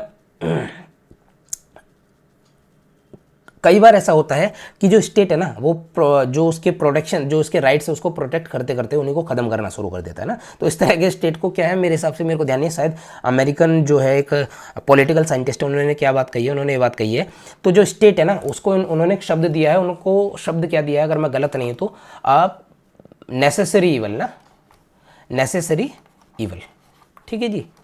तो स्टेट क्या बोला है कि नेसेसरी ईविल है, यानी कि ऐसा ईविल है जिसकी ज़रूरत है। ये दूसरों से, किसी दूसरे इंडिविजुअल से तो हमारे अधिकार को बचाएगा, लेकिन क्या है खुद हमारे अधिकार खा जाएगा टाइम आने पर, ठीक है। तो इस वजह से इसको स्टेट को, खैर हमें इस पर अभी ध्यान नहीं देना, ये उसका मुद्दा, ये हमारा उसका हिस्सा नहीं, ठीक है। चलिए तो नेक्स्ट जो हम आते हैं वो हम बात करने वाले हैं लिबरल इंटेलेक्चुअल प्रिंसिपल्स की, और लिबरल इंटेलेक्चुअल प्रिंसिपल कहते क्या है, ठीक है। चलिए तो इसमें जो हमारे आर्टिकल आ जाते हैं वन बाय वन हम समझते हुए चलते हैं। सबसे पहला जो इसमें आर्टिकल आता है वो आता है यूनिफॉर्म सिविल कोड का, ठीक है जी।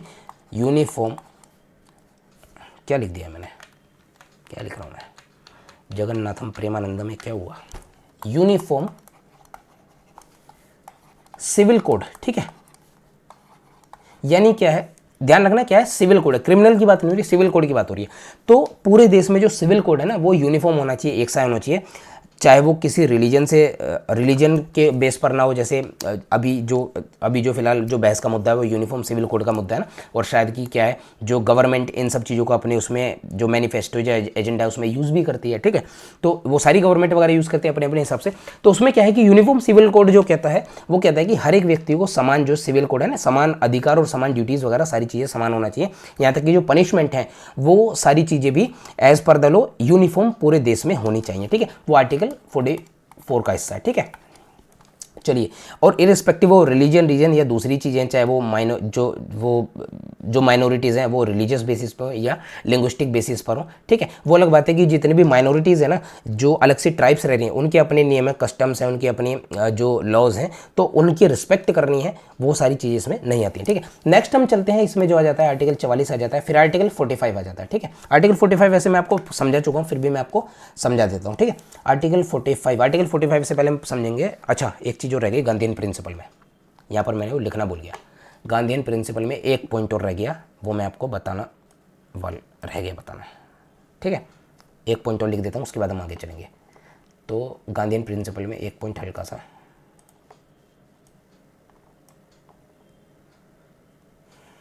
चल भाई, ठीक है। आर्टिकल 43B जो किसकी बात करता है, कोऑपरेटिव सोसाइटी की बात करता है, ठीक है। कोऑपरेटिव सोसाइटी की बात करता है। ये आर्टिकल 43B जो हमारा है ना, ये आर्टिकल 43B हमारा कौन से अमेंडमेंट एक्ट में आया, 43B cooperative society 97th amendment act CAA 2011, if I am not wrong, ठीक है। गलती हो तो माफ़ कर देना, सब कुछ जाकर देखना, सारी चीज़ें अपने दिमाग में साफ कर देना, ठीक है। मतलब जाकर जितनी भी गलतियाँ उन्हें देखना, और जहाँ गलत हो वो लिखना जरूर, सॉरी, ठीक है। वो अलग बात है कि आपको गलती मिलेगी नहीं, ठीक है। कोशिश रहेगी कि आपको गलती ना मिले, फिर भी मिल जाए तो कमेंट में जरूर लिखना, ठीक है, कि मैंने चीज़ें गलत की। कोऑपरेटिव सोसाइटीज़ की बात की गई है, ठीक है। तो कोऑपरेटिव सोसाइटी जो है वो कॉन्स्टिट्यूशनल अमेंडमेंट एक्ट में एक नया आर्टिकल DPSP में जोड़ा गया 43B, ठीक है। उसके अलावा एक और पार्ट भी जोड़ा गया था, एक फंडामेंटल ड्यूटीज़, वो हमारा उसमें आर्टिकल 19 में भी कुछ बदलाव किए गए थे, लेकिन फिलहाल हम क्योंकि DPSP समझ रहे हैं तो अभी हम इसी पर बात करेंगे। 97 कॉन्स्टिट्यूशनल अमेंडमेंट एक्ट हम अलग से भी हम पढ़ेंगे, जब हम इसको अलग से एक पार्ट है 9A 9B वगैरह में ये सारी चीज़ें आ जाती हैं, ठीक है। तो पंचायत है, और 9B में जाता है कोऑपरेटिव सोसाइटी रहता है, panchayat, municipality and cooperative society, अलग से पूरा पार्ट दिया हुआ है, ठीक है। वो भी हम सारी चीज़ें समझेंगे, लेकिन फिलहाल अपने को क्या समझना है कि आर्टिकल 43B कोऑपरेटिव सोसाइटीज़ की बात करता है, और वो कोऑपरेटिव सोसाइटीज़ जो होती हैं उसमें डेमोक्रेटिक होनी चाहिए, ठीक है। उसके बाद क्या, ऑटोनोमस फंक्शनिंग होनी चाहिए, और जो भी उसमें जो इसकी फाइनेंशियल मतलब क्या है कि इकोनॉमिक फाइनेंसिंग होनी चाहिए, खुद से उनको पैसा वगैरह जो भी लगाना, वो सारी चीज़ें इसमें, ठीक है। मतलब एक्सप्लेन में समझे, मतलब खुल के आगे समझेंगे, ठीक है। इतना ही अपने को समझना है। तो ये हमारा गांधीयन प्रिंसिपल में आ जाता है कोऑपरेटिव सोसाइटीज 43B, और ये अपने को याद रखना है फिलहाल के लिए कि 97th अमेंडमेंट एक्ट 2011 के अमेंडमेंट में 43B ऐड किया गया, ठीक है। ये फिलहाल मैं बताना भूल गया था, ये मैंने आपको बता दिया। नेक्स्ट हम आते हैं यूनिफॉर्म सिविल कोड, मैंने आपको बताया आर्टिकल 44 में आता है। इसके अलावा जो है आर्टिकल 45 अपने को समझना है। आर्टिकल 45 क्या है, थोड़ा सा आपको याद आ रहा होगा, फंडामेंटल राइट में भी हमने समझा था। मैंने आपको एक कॉन्स्टिट्यूशनल अमेंडमेंट एक्ट मैंने आपको समझाया था, 86th कॉन्स्टिट्यूशनल अमेंडमेंट एक्ट, ये हमारा 2002। इसके अंतर्गत एक तो हमारा आर्टिकल 21A ऐड हुआ था। इस 21A में क्या है कि ये बोला गया था कि स्टेट को क्या करना है, फ्री एंड कंपलसरी एजुकेशन देनी है 6 से 14 साल के बच्चों के लिए। इस अमेंडमेंट एक्ट से, यानी 86वें अमेंडमेंट एक्ट से पहले जो मैंने अभी आपको लाइन लिखी ना, ये काम स्टेट का है गला सूखने लगा, ठीक है, एक मिनट है, कि ये काम स्टेट का है कि फ्री एंड कंपलसरी एजुकेशन देनी है 6 से 14 साल के बच्चों के लिए। ये पहले आर्टिकल 45 में हुआ करता था, ठीक है, यानी क्या था, directive principle of state policy था, ठीक है। चलिए, तो अब क्या है, अब उस पार्ट को उठा के किस में डाल दिया गया, 21 में डाल दिया गया, यानी नॉन जस्टिसेबल से निकलकर कहाँ डाल दिया गया, जस्टिसेबल में डाल दिया गया।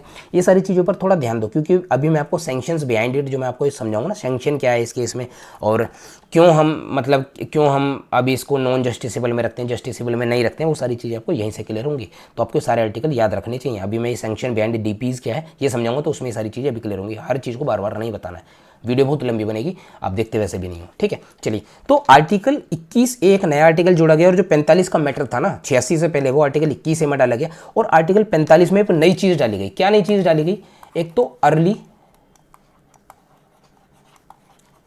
चाइल्डहुड केयर की ना, चाइल्डहुड केयर है, ठीक है ना, and free education free education दी गई किसके लिए, 6 साल के, मतलब 6 साल तक के बच्चों के लिए, ठीक है। पहले 6 से 14 साल, अब 6 साल से कम के बच्चों को early childhood care and free education देने की बात आर्टिकल 45 में की गई, और ये किस में आती है, लिबरल इंटेलेक्चुअल में आ जाती है, ठीक है। चलिए, और ये भी मैंने आपको बताया 86 अमेंडमेंट एक्ट 2002 में इसको लाया गया, और 21 से जो है इसमें एक नया आर्टिकल जोड़ा गया, ये भी मैंने आपको बताया। नेक्स्ट हम आते हैं, अरे मेरा तो यार गला अब थोड़ा सूखने लग गया है, 47 मैंने आपको बता दिया ना। चलिए, आर्टिकल, अब इसमें क्या है, जो आर्टिकल अपने को याद रखने हैं, आर्टिकल 48 समझना है, आर्टिकल 49 समझना है, 48A भी अपने को समझना है, ठीक है।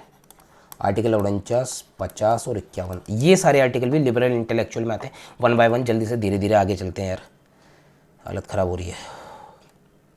पानी भी थोड़ा नहीं, 1 मिनट रुको ना, मैं थोड़ा सा पानी की बोतल नहीं रखी, हालत ख़राब है मेरा भाई।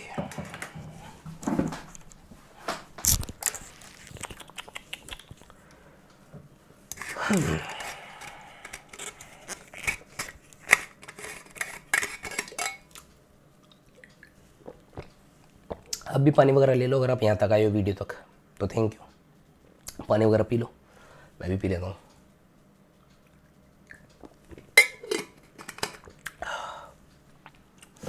चलो चले, तो लिबरल इंटेलेक्चुअल प्रिंसिपल में अब हम जो बात करने वाले हैं वो आर्टिकल 48। इसी तरह से मैंने भी याद रखे हुए आर्टिकल भी याद रखने, थोड़े से कीवर्ड याद रखने, तो पूरा आर्टिकल अपने को याद हो जाएगा, फायदा बहुत करता है, ठीक है। बहुत बड़ी किताब, बहुत छोटे छोटे शब्दों में आ जाती है, और उन शब्दों से फिर हम आंसर राइटिंग में, कभी कभी क्या होता है कि आप आंसर राइटिंग में हम याद करते हैं कि कंटेंट क्या, कंटेंट नहीं याद रखना, कीवर्ड याद रखना है। क्या रखना है, कंटेंट नहीं याद रखना है। हमें थोड़ा सा विवेक बिंद्रा बन जाओ ना, कंटेंट नहीं याद रखना है, कीवर्ड याद रखना है, ठीक है। तो इस पर आपको अपने को ध्यान देना है कि आपको कंटेंट नहीं कीवर्ड याद रखना है, और उस कीवर्ड से कंटेंट याद आएगा, और उस कंटेंट याद आने से आपकी पूरी आंसर राइटिंग हो जाने वाली है, ठीक है। कोशिश करूँगा मैं भी ऐसे यूज़ करूँ। चलिए, नेक्स्ट हम चलते हैं आर्टिकल 48 की हम बात करते हैं। तो आर्टिकल 48 कहता क्या है, ठीक है जी। आर्टिकल 48 हमसे क्या कहता है, जो आर्टिकल हमारा एक तो ऑर्गेनाइज करना अपने को, एक ओए होए ये ना, एग्रीकल्चर एंड एनिमल, सॉरी पानी की डकार है, ठीक है। एग्रीकल्चर एंड एनिमल फिल्म आई थी ना अभी एक, जमालो जोगलो, कौन सा था वो, क्या नाम था उसका, बॉबी देओल है ना, ठीक है। एग्रीकल्चर एंड एनिमल हस्बेंड्री क्या करनी है अपने को, ऑर्गेनाइज करनी है। आर्टिकल 48 कहता है। आर्टिकल 48 हमसे क्या कह रहा है, आर्टिकल 48 से यहीं पर लिख देता हूं, ठीक है। आर्टिकल 48 से हमसे कह रहा है एनवायरमेंट को साफ रखना है, फॉरेस्ट को सेफगार्ड करना है, ठीक है, बचाना है, और जो वाइल्ड लाइफ है, ठीक है जी, उसका भी संरक्षण अपने को करना है। तो उससे रिलेटेड कुछ वाइल्ड लाइफ एक्ट 1972 है, फॉरेस्ट एक्ट है 1980 है, एनवायरनमेंट एक्ट में वाटर एक्ट, पॉल्यूशन एक्ट है, ये सारे इंप्लीमेंटेशन का हिस्सा है डीपीएसपी। तो डीपीएसपी के अनुसार ही कई सारे एक्ट पार्लियामेंट ने बनाए हैं, ठीक है, जो डीपीएसपी के बेसिस पर ही बनाए गए। इसी वजह से बताया गया, अब इसी वजह से शुरू में हमने समझा था कि ये क्या है, रिकमेंडेशंस हैं, आइडियल्स हैं, ठीक है, ये इंस्ट्रक्शंस हैं जो स्टेट पॉलिसी बनाते टाइम पे स्टेट को ध्यान में रखना है, ठीक है। उसी हिसाब से सारे एक्ट और नियम वगैरह जितने ही बने, ठीक है। नेक्स्ट जो हमारा आ जाता है वो आर्टिकल 49। आर्टिकल 49 पता है हमारी किस चीज़ की बात करता है, वो हमारी बात करता है मॉन्यूमेंट की, है ना। जो मॉन्यूमेंट्स होते हैं ना उसका संरक्षण करना है, ठीक है। जो एंशिएंट साइट्स हैं उसका संरक्षण करना है। जितने भी जो प्लेसेस हैं वो नेशनल इंपॉर्टेंस रखते हैं, चाहे वो आर्टिस्टिक लेवल पे रखते हो, चाहे वो हिस्टोरिक लेवल पे रखते हो ना, ऐतिहासिक लेवल पे रखते हो, उन सभी को प्रिजर्व करके रखना है, बचा कर रखना है और उनके इंप्रूवमेंट के लिए काम करना है। ठीक है, तो ये सारी आर्टिकल 49 में आ जाती है। इसके अलावा आर्टिकल 51 भी अभी मैंने बताना है। ठीक है, तो ये आर्टिकल 49 है। तो इसमें क्या है, इसमें अलग से एक एक्ट आया हुआ है हमारा monuments and ancient site remains archaeological remain, ऐसी कुछ है, आर्कियोलॉजिकल एंड रिमेन्स एक्ट है। ठीक है, तो आर्टिकल 49 के अंतर्गत ये एक्ट बना हुआ, और अगर मैं गलत नहीं तो आर्टिकल 1986 में, अच्छा ये जो एक्ट है वो आर्टिकल 1986 में,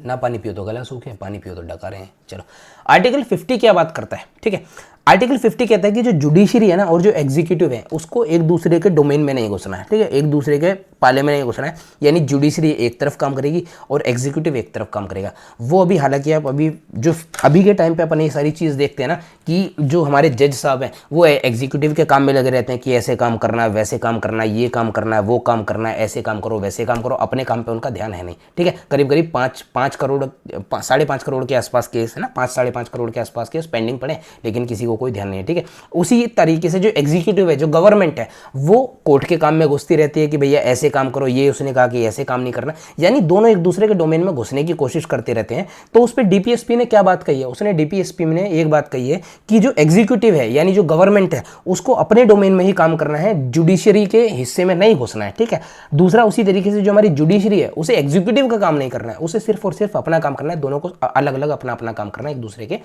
उसमें नहीं घुसना है। ठीक है, इसके दूसरे पहलू क्या है कि जो कभी कभी जो, ठीक है चलो इतना ही फिलहाल के लिए, बड़ा हो जाएगा ना, ज़्यादा करना भी नहीं, पॉलिटिक्स का हिस्सा नहीं बनना चाहिए, समझना सिर्फ।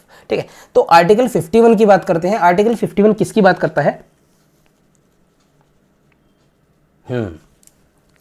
आर्टिकल 51 जो बात करता है वो हमारा इंटरनेशनल पीस की बात करता है, यानी इंटरनेशनल पीस मेंटेन करना है, सिक्योर करना है। ठीक है, और उसको स्टेबल आगे तक बनाए रखना है। जो दूसरे देश हैं उनकी सोवरेनिटी यानी उनकी रिस्पेक्ट करनी है और उनसे अपनी रिस्पेक्ट लेनी है। और अगर कोई डिस्प्यूट दो देशों के बीच में हो जाता है ना, तो उन डिस्प्यूट को आर्बिट्रेशन के माध्यम से अगर कोशिश की जाए तो हल करना है। वो अलग बात है कि कुछ लोग ऐसे होते हैं जिनमें जूते पड़ते हैं तभी समझ में आते हैं, समझ ही गए होंगे मैं किसकी बात कर रहा हूँ। ठीक है, किन देशों की मैं बात कर रहा हूँ, आसपास के देश हैं। चलिए, तो इसी के साथ में मैंने क्या है, क्लासिफिकेशन आपको सारा समझा दिया कि क्लासिफिकेशन क्या है। ठीक है, तीनों क्लासिफिकेशन आपको समझाया। नेक्स्ट जो हम आने वाले हैं वो हम आने हैं सैंक्शनड बिहाइंड डीपीज। ये मैंने क्या ना हेडिंग्स जो लिख ली हैं अभी मैंने क्यों लिखी हैं कि चीज़ें समझ में तो आ जाती हैं, लेकिन समझाते टाइम पे कई बार क्या ना ये जो हेडलाइंस हैं,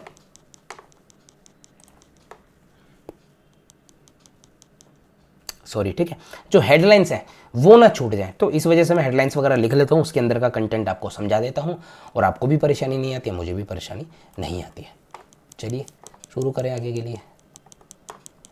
हाय, यहाँ डीपीज़ है, पी ऊपर चला गया है। ठीक है, तो सैंक्शन बिहाइंड डीपीज। ठीक है, आगे देखते हैं जो सैंक्शन है वो कैसा। सबसे पहले तो ये समझना है कि अभी हम एफआरओ डीपीएसपी को पढ़ेंगे, तो जो सैंक्शन है वो फंडामेंटल राइट में लीगल सैंक्शन है। ठीक है, लेकिन जो डीपीएसपी में सैंक्शन है वो पॉलिटिकल सैंक्शन है, वो पब्लिक ओपिनियन का सैंक्शन है, वो मोरल सैंक्शन है, क्योंकि वो ड्यूटी है। आप इसको क्या है, आप कोर्ट से कहकर आप इसको लगवा नहीं सकते कि भैया ये एनफोर्स नहीं करवा सकते। तो कैसा सैंक्शन है उसमें, जो सैंक्शन है वो जो मंजूरी है वो लीगल रूप में नहीं है, मोरल रूप में है, क्योंकि ड्यूटी हमने कहा इसमें। ठीक है, आर्टिकल 37 में। और पब्लिक ओपिनियन है, अगर पब्लिक चाहे तो उस सरकार को वोट करे जो सरकार इस तरह की चीज़ें लेकर आए, जैसे यूनिफॉर्म सिविल कोड की बात करें। यही अभी हो भी रहा है ना, जो अभी सरकार जो करंट में बैठी है उसका अपना जो अपने मुद्दे हैं वो यूनिफॉर्म सिविल कोड के मुद्दे हैं, वो और भी दूसरे मुद्दे हैं ना, स्लॉटर जो काउ स्लॉटरिंग है उसके मुद्दे हैं। तो वो सारी चीज़ें डीपीएसपी में लिखे हैं कि ये सारी चीज़ें होनी चाहिए जो कॉन्स्टिट्यूशन कहता है, और वही सरकार उस चीज़ का यूज़ भी कर रही है। अब चाहे वो कोई भी सरकार हो, ठीक है, XYZ, चाहे वो करंट सरकार हो चाहे वो पुरानी सरकार हो, तो पब्लिक का ओपिनियन क्या है वो इन डीपीएसपीज के लिए है, तो इस वजह से वो सरकार रही है। और ये बात BR अम्बेडकर ने जब कॉन्स्टिट्यूएंट असेंबली में ये कॉन्स्टिट्यूएंट लिखा जा रहा था ना, तब ये बात BR अम्बेडकर ने कह दी थी कि कोई भी ऐसी सरकार जो डीपीएसपी को नज़रअंदाज करेगी, जो डीपीएसपी में लिखे हुए नियमों को नहीं देखेगी, उसको जो लोग हैं ना वो आईना दिखा देंगे इलेक्शंस में। तो वही सारी चीज़ें वो जो इससे पहले की सरकार थी या जो अभी ये भी सरकार है, जब भी डीपीएसपी के अगेंस्ट जाएगी, ठीक है, जो पुरानी सरकार थी वो डीपीएसपी के अगेंस्ट काम कर रही थी, लोगों को पसंद नहीं आया, उन्होंने हटा दी। अब की सरकार क्या डीपीएसपी के उसमें कुछ हद तक उसमें काम कर रही है, यूनिफॉर्म सिविल कोड की बात कर रही है, वो है ना काउ स्लॉटरिंग की बात कर रही है, और भी दूसरी चीज़ें हैं इसमें। वो अगर हम बात करें इसमें और भी कोऑपरेटिव सोसाइटीज़ पे तो काम हो ही रहा है, ये तो पहले से बना हुआ कोऑपरेटिव सोसाइटी ना, अभी का नहीं है। इसके अलावा क्या है, ये विलेज पंचायत भी पहले के।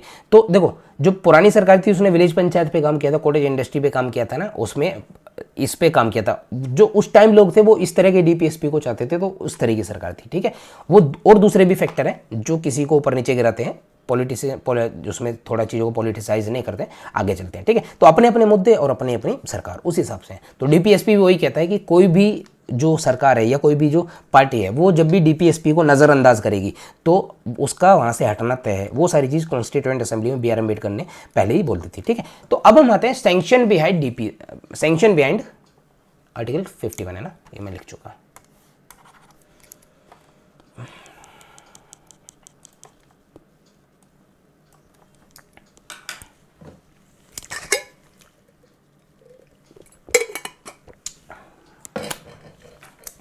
अब जो बात करने वाले हैं हम बात करने वाले हैं सैंक्शन बिहाइंड डीपीएस, ठीक है।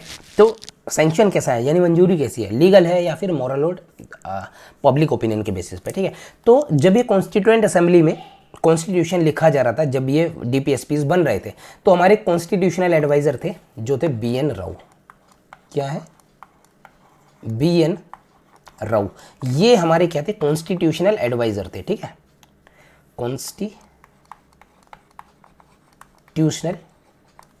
ठीक है जी, एडवाइजर थे। किसके लिए एडवाइजर थे, कॉन्स्टिट्यूएंट असेंबली, ठीक है। कॉन्स्टिट्यूएंट असेंबली वो असेंबली थी जिसने कॉन्स्टिट्यूशन मेकिंग का काम किया, उस पर उससे रिलेटेड चर्चाएं हुई। अब एग्जिस्ट नहीं करती है, सिर्फ तभी एग्जिस्ट करी जब कॉन्स्टिट्यूशन लिखा जा रहा था। उसके बाद पार्लियामेंट को अधिकार दे दिया गया कि कॉन्स्टिट्यूशनल अमेंडमेंट एक्ट के द्वारा कॉन्स्टिट्यूशन में हम बदलाव ला सकते हैं। लेकिन मतलब क्या है कि कॉन्स्टिट्यूएंट असेंबली की आवश्यकता नहीं है, ठीक है। तो फिलहाल हम क्या बोल रहे हैं, तब की बात करें तो कॉन्स्टिट्यूशनल असेंबली, कॉन्स्टिट्यूएंट असेंबली के लिए कॉन्स्टिट्यूशनल एडवाइजर थे, वो थे बी.एन. राव। बी.एन. राव साहब ने एक बात कही, उन्होंने एक बात कही कि सबसे पहले वाइट स्पेस इकट्ठा करो, चीज़ों को नीचे लेकर जाओ और उसके बाद खाली जगह में लिखो, ठीक है। ये अनऑफिशियल बात कही, मेरे से कही थी, इस पर आपको मेंस में नहीं लिखना है, ठीक है। चलिए तो आगे चलते हैं। तो बी.एन. राव ने ये जो बात कही, उन्होंने क्या कहा कि हम कोशिश क्या करते हैं, हम फंडामेंटल राइट बनाते हैं, है ना, एफआर लिख लेते हैं, ठीक है। जो फंडामेंटल राइट हम दो पार्ट में बांटेंगे, एक तो जस्टिसिबल इन नेचर होंगे, ठीक है जी,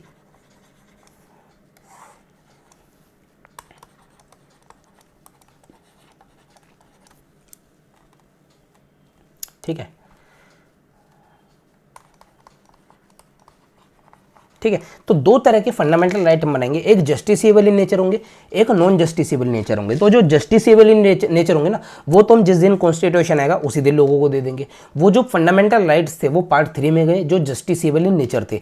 और जो non justiciable in nature fundamental rights थे ना, उसका हमने एक नया नाम दे दिया, जिसको हमने बोल दिया डीपीएसपीज, ठीक है। क्योंकि ये जो फंडामेंटल राइट्स है, ये हैं तो फंडामेंटल राइट है, ये हम देंगे लोगों को ही, लेकिन हमें इनडायरेक्ट फॉर्म में देंगे। हम स्टेट से बोलेंगे कि भैया ये तुम्हें करना है, ठीक है। और यहाँ पर जो ये फंडामेंटल राइट है ना, ये हमने लोगों को दिए नहीं है, हमने स्टेट से कहा है कि ये काम तुम्हें नहीं करना है, ठीक है, ताकि जो इसके जो आधारभूत चीज़ें, जो फंडामेंटल राइट्स हैं, वो खत्म ना हो। तो जस्ट जो फंडामेंटल राइट है, ये मैं आपको पहले बता चुका है, नेगेटिव इन नेचर है। मोस्ट ऑफ द टाइम क्या है, ये स्टेट को कुछ काम करने से रोकते हैं, वो अभी हम समझेंगे, अभी इसमें नहीं जाते क्योंकि हम वर्सेज में आएंगे चीज़ें, एफआर वर्सेज डीपीएसपी हम समझेंगे।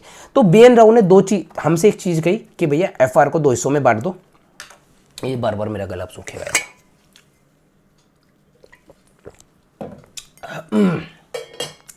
ठीक है। दो हिस्सों में इनको बांट दो, एक को जस्टिसेबल इन नेचर बोल दो, एक को नॉन जस्टिसेबल बोल दो। जो जस्टिसेबल है उनको फंडामेंटल राइट बोलेंगे, जो नॉन जस्टिसेबल है उनको हम डीपीएसपी बोलेंगे, ठीक है।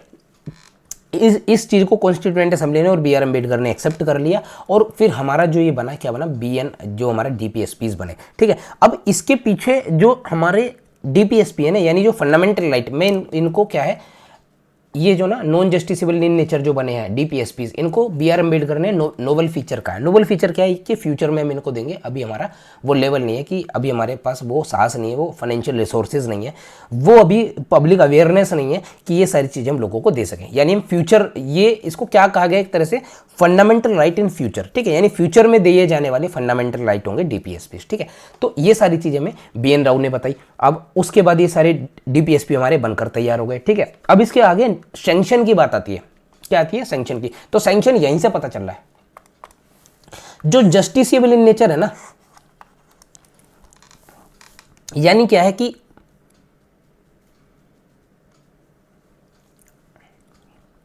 मतलब क्या है कि जितने भी लॉज है ना, अगर वो फंडामेंटल राइट को के अगेंस्ट जाते हैं, वॉयलेशन करते हैं ना, तो कंट्रावीन करते हैं, ठीक है, तो उस केस में क्या है, कोर्ट में जाकर हम इन्हें एनफोर्स करा सकते हैं, या फिर उन सारे लॉज को हम नल एंड वॉइड डिक्लेयर करवा सकते हैं कि भैया ये हमारे फंडामेंटल राइट के अगेंस्ट जा रहे हैं, स्टेट ने जो बनाया ये हमारे फंडामेंटल राइट के अगेंस्ट जा रहा है और इसको आप खत्म करो, ठीक है। नॉन जस्टिसेबल इन नेचर क्या है, आप कोर्ट नहीं जा सकते। तो यहां पर हमें सीधे सीधे तौर पर क्या पता चल रहा है कि यहां पर जो सैंक्शन है ना, जो मंजूरी वो लीगल है, यानी आप कोर्ट में जा सकते हो, आप इसको करवा सकते हो। यहां पर जो सैंक्शन है ना, वो लीगल नहीं है, आप कोर्ट में नहीं जा सकते हो, ठीक है। आप नहीं बोल सकते हो कि भैया ये इस तरह से नियम, ये नियम क्यों नहीं बना रही है स्टेट हमारे लिए, इसको बनवाओ, या फिर ये क्यों इस तरह से बना रही है, ठीक है। तो ये सारी चीज़ें नॉन जस्टिस है। इस वजह से यहाँ पर जो सैंक्शन है, हाँ, आर्टिकल 37 जो है, जो मैंने आपको भी थोड़ी देर पहले बताया, आर्टिकल 37 कहता है कि ये जो डीपीएसपी है fundamental in governance of the country है, और ये ड्यूटी है स्टेट की, जब भी पॉलिसीज बने इनका ध्यान रखे। तो कैसा है, मोरल सैंक्शन है, ड्यूटी है, कैसा है, मोरल सैंक्शन है, ठीक है। और दूसरा क्या है, ये पब्लिक ओपिनियन बेस्ड है। मतलब क्या है कि अगर जो कोई सरकार अपने जो मैनिफेस्टो उसमें सारी चीज़ें लिख कर लाती है, और लोग कहते हैं कि भैया हाँ ये सारी चीज़ें हमें चाहिए, और इस बेसिस पर हम वोट देने वाले हैं, इन डीपीएसपी के बेसिस पर हम वोट देने वाले हैं, और स्टेट उसके बाद पॉलिसीज बनाती है, तो पब्लिक ओपिनियन के बेसिस पर इनको सैंक्शन मिला। तो सैंक्शन यहाँ पर दो चीज़ों से मिल रहे हैं, डायरेक्टिव प्रिंसिपल्स हैं उसको सैंक्शन दो हिसाब से मिल रहे हैं, एक तो मोरल बेसिस पे और दूसरा पब्लिक ओपिनियन के बेसिस पे, ठीक है। अब इसमें जो क्वेश्चन एक आ जाता है कि भैया यहीं पर एक क्वेश्चन उठा, जब भी कॉन्स्टिट्यूएंट असेंबली में इसको 2 हिस्सों में बांटा, डीपीएसपी बन गए, तो एक सवाल उठा,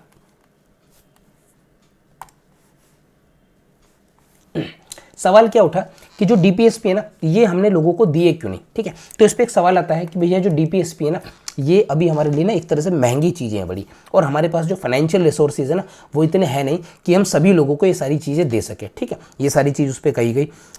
इसी पर कुछ क्या है, एक MC छागला साहब हैं, जो हमारे शायद मतलब फॉर्मर CJI रहे हैं ना, chief justice of supreme court के जो चीफ जस्टिस ऑफ इंडिया रहे हैं, तो उन्होंने ये बात कही है कि अगर ये जो सारे हमारे डीपीएसपी है ना, वो सारे इंप्लीमेंट हो जाए ना, तो जो हमारा देश है वो यहीं पर हेवन यानी स्वर्ग बन जाएगा, ठीक।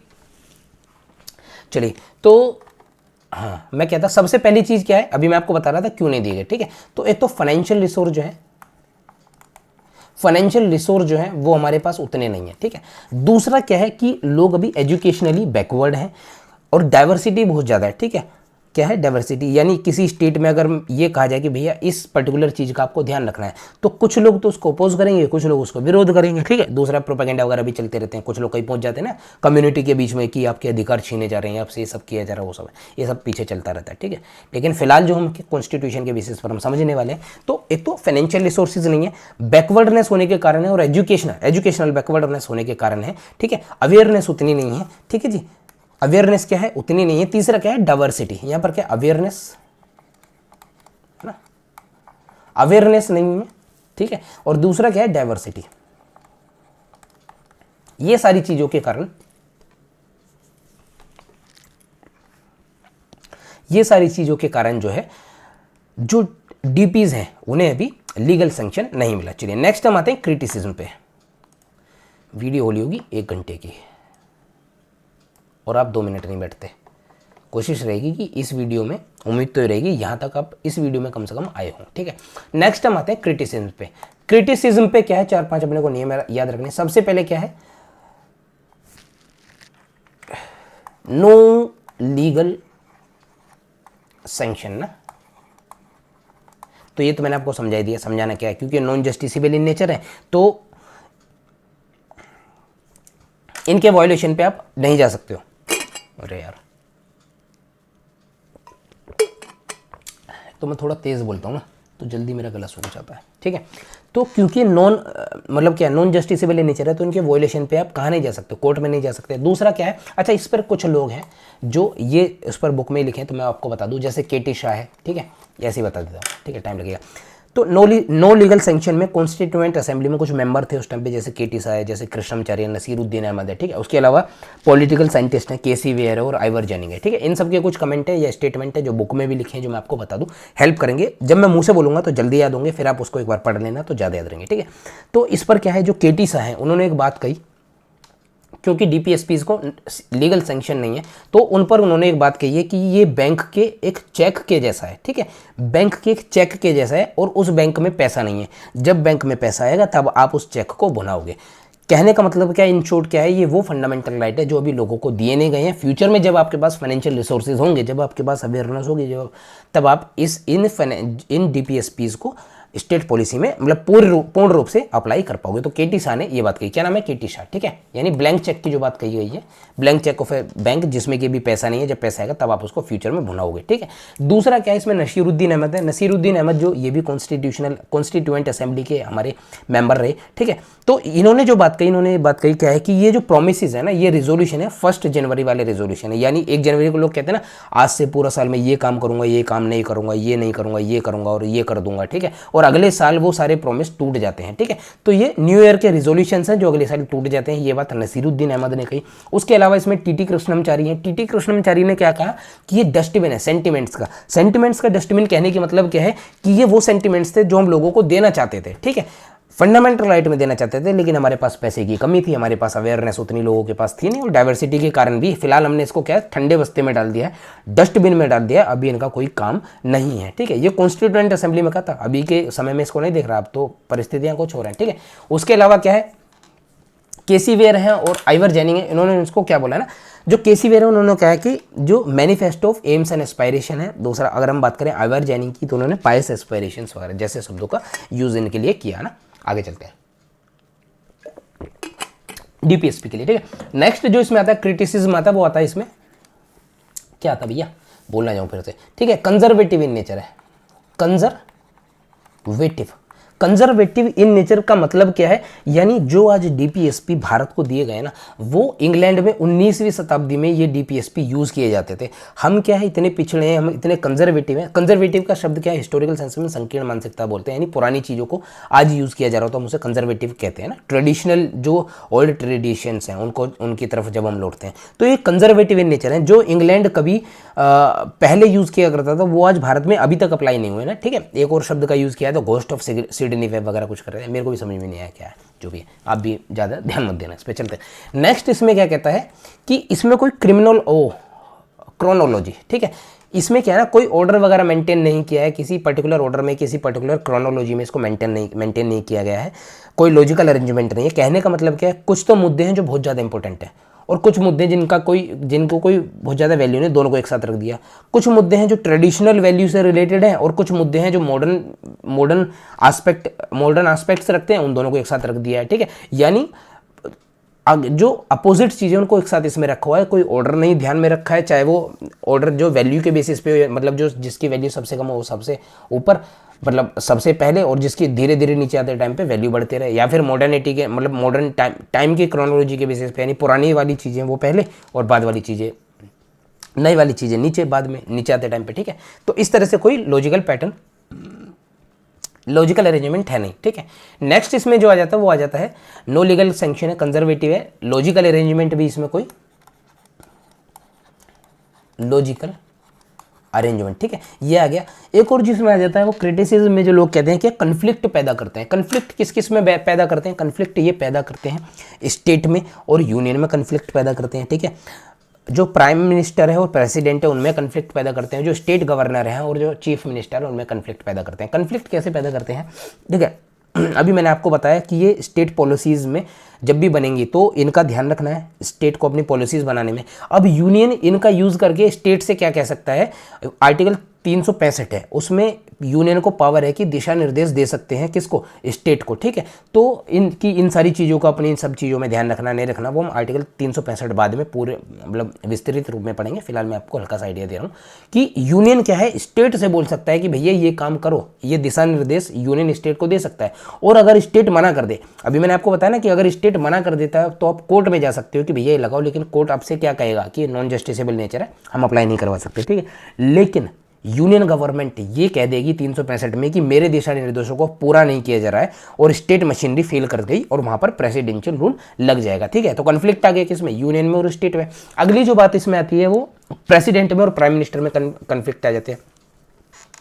प्राइम मिनिस्टर ने कोई ऐसी चीजें बनाई कि जो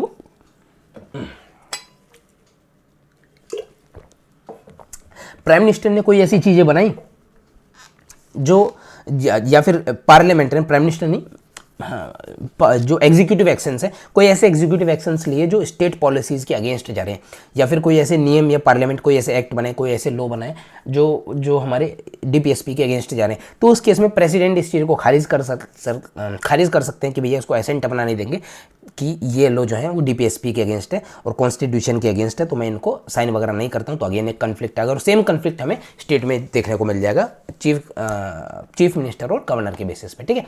तो इसी के साथ में हमने क्रिटिसिज्म को समझ लिया। नेक्स्ट हम आते हैं फंडामेंटल राइट वर्सेस, ठीक है, फंडामेंटल राइट वर्सेस डीपीएसपी। चलिए, तो फंडामेंटल राइट और डीपीएसपी क्या है ये तो अभी मैं आपको समझूँ मोटे तौर पर, तो ये सारी चीज़ें हमने समझ ली हैं।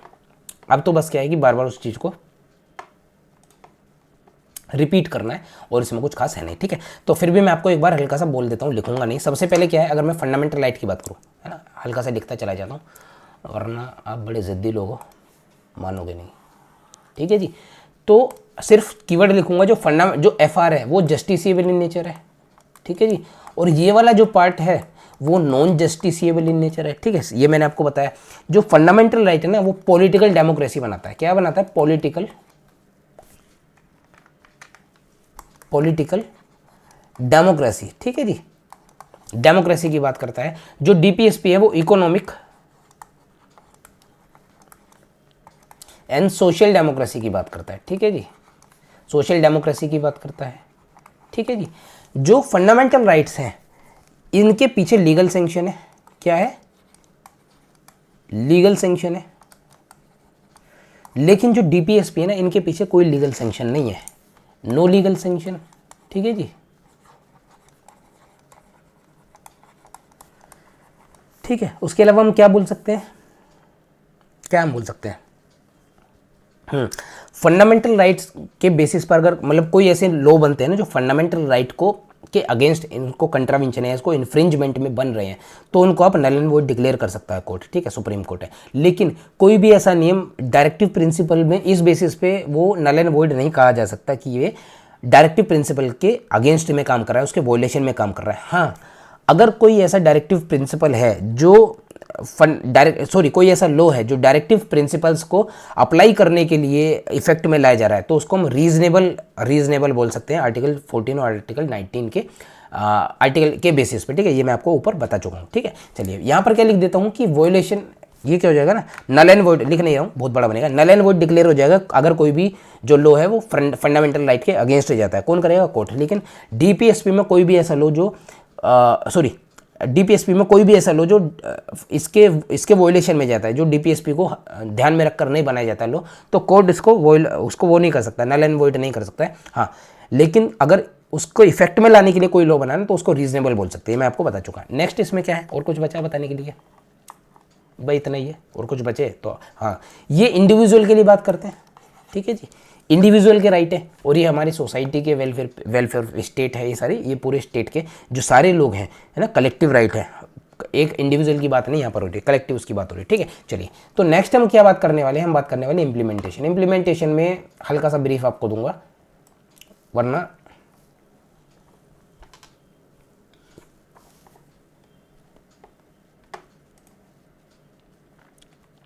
अरे ठीक है, इसके अंदर हर एक शब्द अपने आप में बहुत बड़ा है, ठीक है, ठीक है। तो इम्प्लीमेंटेशन की बात करते हैं, यानी जब डायरेक्टिव प्रिंसिपल्स आए तो उससे रिलेटेड कुछ चीज़ें बनी जो इस पर बेसिस हैं। जैसे अगर हम बात करें प्लानिंग कमीशन की, प्लानिंग कमीशन का मेन काम क्या था, इनक्वालिटीज़ को कम करना और वेलफेयर स्टेट की बात करना, है ना, वेलफेयर ऑफ द पीपल की बात करना, सोशल ऑर्डर मेंटेन करना, ऐसे प्लान्स बनाना जो लोगों मतलब वेलफेयर का काम करे। तो आर्टिकल 38 की बात हो गई प्लानिंग कमीशन में, जो अब क्या है नीति आयोग की तरह काम कर रहा है, ठीक है। उसके अलावा क्या कुछ लैंड रिफॉर्म एक्ट है, जिसमें क्या है जो इंटरमीडियरीज हैं जैसे जमींदार हैं, जागीरदार हैं और इनामदार, इन सब को हटाया गया है, ठीक है। उससे रिलेटेड नियम है। टेनेंसी एक्ट है, वो सब डीपीएसपीज में ही आ जाते हैं, ठीक है। उसके अलावा अगर हम बात करें तो उसके अलावा क्या है कई सारे बोर्ड बने, जैसे किविक बोर्ड है। किविक जो बोर्ड है, ये शब्द है उल्टा है, ठीक है। तो जो किविक जो बोर्ड है, ये किविक इस तरह से है, ये हमारा खादी एंड विलेज इंडस्ट्री क्या बोलते हैं इसको, कॉर्पोरेशन बोलते हैं, फुल फॉर्म कुछ ऐसी है। तो किविक है हमारा, कोयर बोर्ड है, ठीक है। हैंडलूम बोर्ड है, क्या है, हैंडलूम बोर्ड है, सिल्क बोर्ड है, कई सारे बोर्ड है जो डीपीएसपी के बेसिस पे हैं, ठीक है। कई सारे कमीशन है, नेशनल कमीशन फॉर एससी है, नेशनल कमीशन फॉर एसटी है, अलग से विस्तार में इनके लिए अलग से चैप्टर, तो वहाँ पढ़ेंगे इनको, ठीक है। National commission for women rights है, नेशनल कमीशन फॉर माइनॉरिटीज़ हैं, ठीक है, और वुमेन्स के लिए उसके अलावा भी कई सारे कमीशंस बने हैं, वो सब डीपीएसपी पर आधारित हैं, ठीक है। इसके अलावा क्या है, children and adolescent prohibition and regulation act आ गए, ठीक है। उसके अलावा भी कई सारे हैं, मतलब माइंस एक्ट हैं, फैक्ट्री एक्ट हैं, और भी बहुत सारे एक्ट हैं जो इसके अंतर्गत बने हैं। और अगर मैं बात करूं तो पंचायत वगैरह जो है, 3 टियर वाली पंचायत है वो डीपीएसपी में बनी है। अगर मैं बात करूं पंचायत ना, ठीक है, कई सारी चीज़ें इंप्लीमेंटेशन में आ जाएंगी। पंचायत जो 3 टियर की वो इसके अंतर्गत आ जाती है।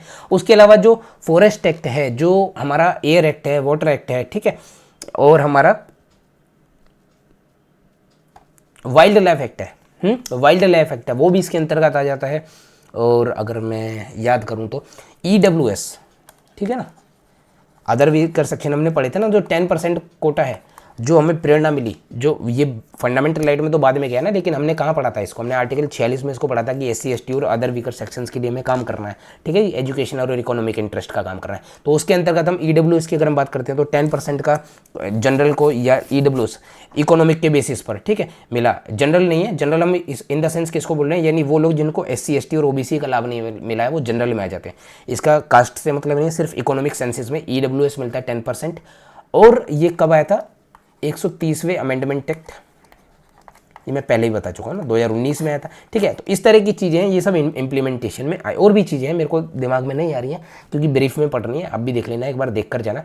करंट अफेयर में जो भी शब्द आएगा उसको आपको ध्यान रखना है, ठीक है, क्योंकि ऐसा नहीं है कि बुक में इतनी छोटी छोटी बारीकी से भी आपको क्वेश्चन बनेगा, करंट अफेयर के हिसाब से बनेगा। चलिए नेक्स्ट जो हमारा लास्ट आता है, इसमें जो हमारी हेडिंग आती होती है डायरेक्टिव्स आउटसाइड पार्ट 4, ठीक है। तो यहां पर अपने को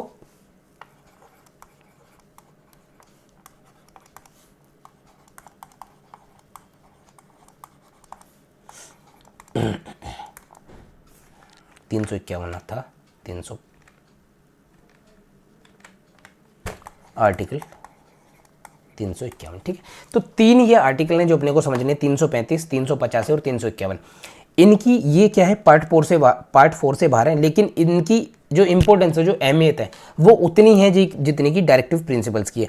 ये डायरेक्टिव प्रिंसिपल्स की तरह ही इनको ट्रीट किया जाएगा। तो सबसे पहले इन आर्टिकल्स को हम समझ लेते हैं क्या। आर्टिकल 335 जो कहता है वो ये बात हमसे कहता है कि भैया एक चीज़ अपने को समझनी है कि जब भी SC और SC ST या OBC इनसे रिलेटेड अपॉइंटमेंट, मतलब जब भी स्टेट में लोकल अथॉरिटी में जब भी कोई सर्विस में कोई अपॉइंटमेंट रिलेटेड नोटिफिकेशंस आते हैं, तो आपको SC ST और OBC की जो चीज़ें हैं उनको कंसीडर करना है। इन लोगों को आपको उन अपॉइंटमेंट में, उन सर्विसेज में आपको कंसीडर करना है, ठीक है, सीट वगैरह से रिलेटेड है, ठीक है। तो आर्टिकल 335 में ये बात आ जाती है। दूसरा क्या है, 350 है। 350 में क्या कहा गया है, एक बार और पानी पी लो यार, ठीक है। 350 में क्या कहा गया है कि ये स्टेट की या फिर लोकल, किसकी, ध्यान रखना शब्द का, स्टेट की, ठीक है, लोकल अथॉरिटी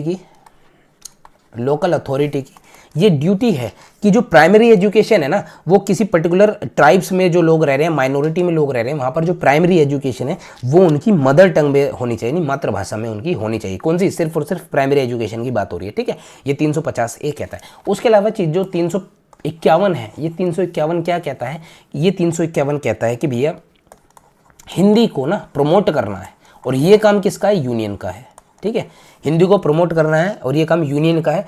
हिंदी को पूरे देश में प्रमोट करो ताकि ये जो कंपोजिट कल्चर है ना उसमें एक यूनिटी आए, ठीक है। उसका जो ट्रांजैक्शन वगैरह उसका जो आधार है, जो कम्युनिकेशन का आधार है वो सिंगल लैंग्वेज हो जाए। उसके अलावा जो स्थानीय लैंग्वेज है उनको तो प्रमोशन अलग से किया जा रहा है, उसके हिसाब उसके लिए अलग से एक्ट वगैरह बने हुए हैं, शेड्यूल है ना, जो 8वां शेड्यूल है वो उसी के लिए पूरा, ठीक। तो हिंदी का अलग से प्रमोशन करना है और ऑफिशियल लैंग्वेज है वो यूनियन करेगा ताकि जो कंपोजिट कल्चर है उसमें एक कम्युनिकेशन आए, इसमें एक लिंक आए, ठीक है। ये सारी चीज़ें तो इसी के साथ में डायरेक्टिव प्रिंसिपल्स मैंने आपको जो पार्ट 4 में है और उसके अलावा भी जो सारी चीज़ें बता दी हैं, थोड़ी सी चीज़ मैं आपको बतानी भूल गया वो लिख देता हूँ यहाँ पर, ठीक है।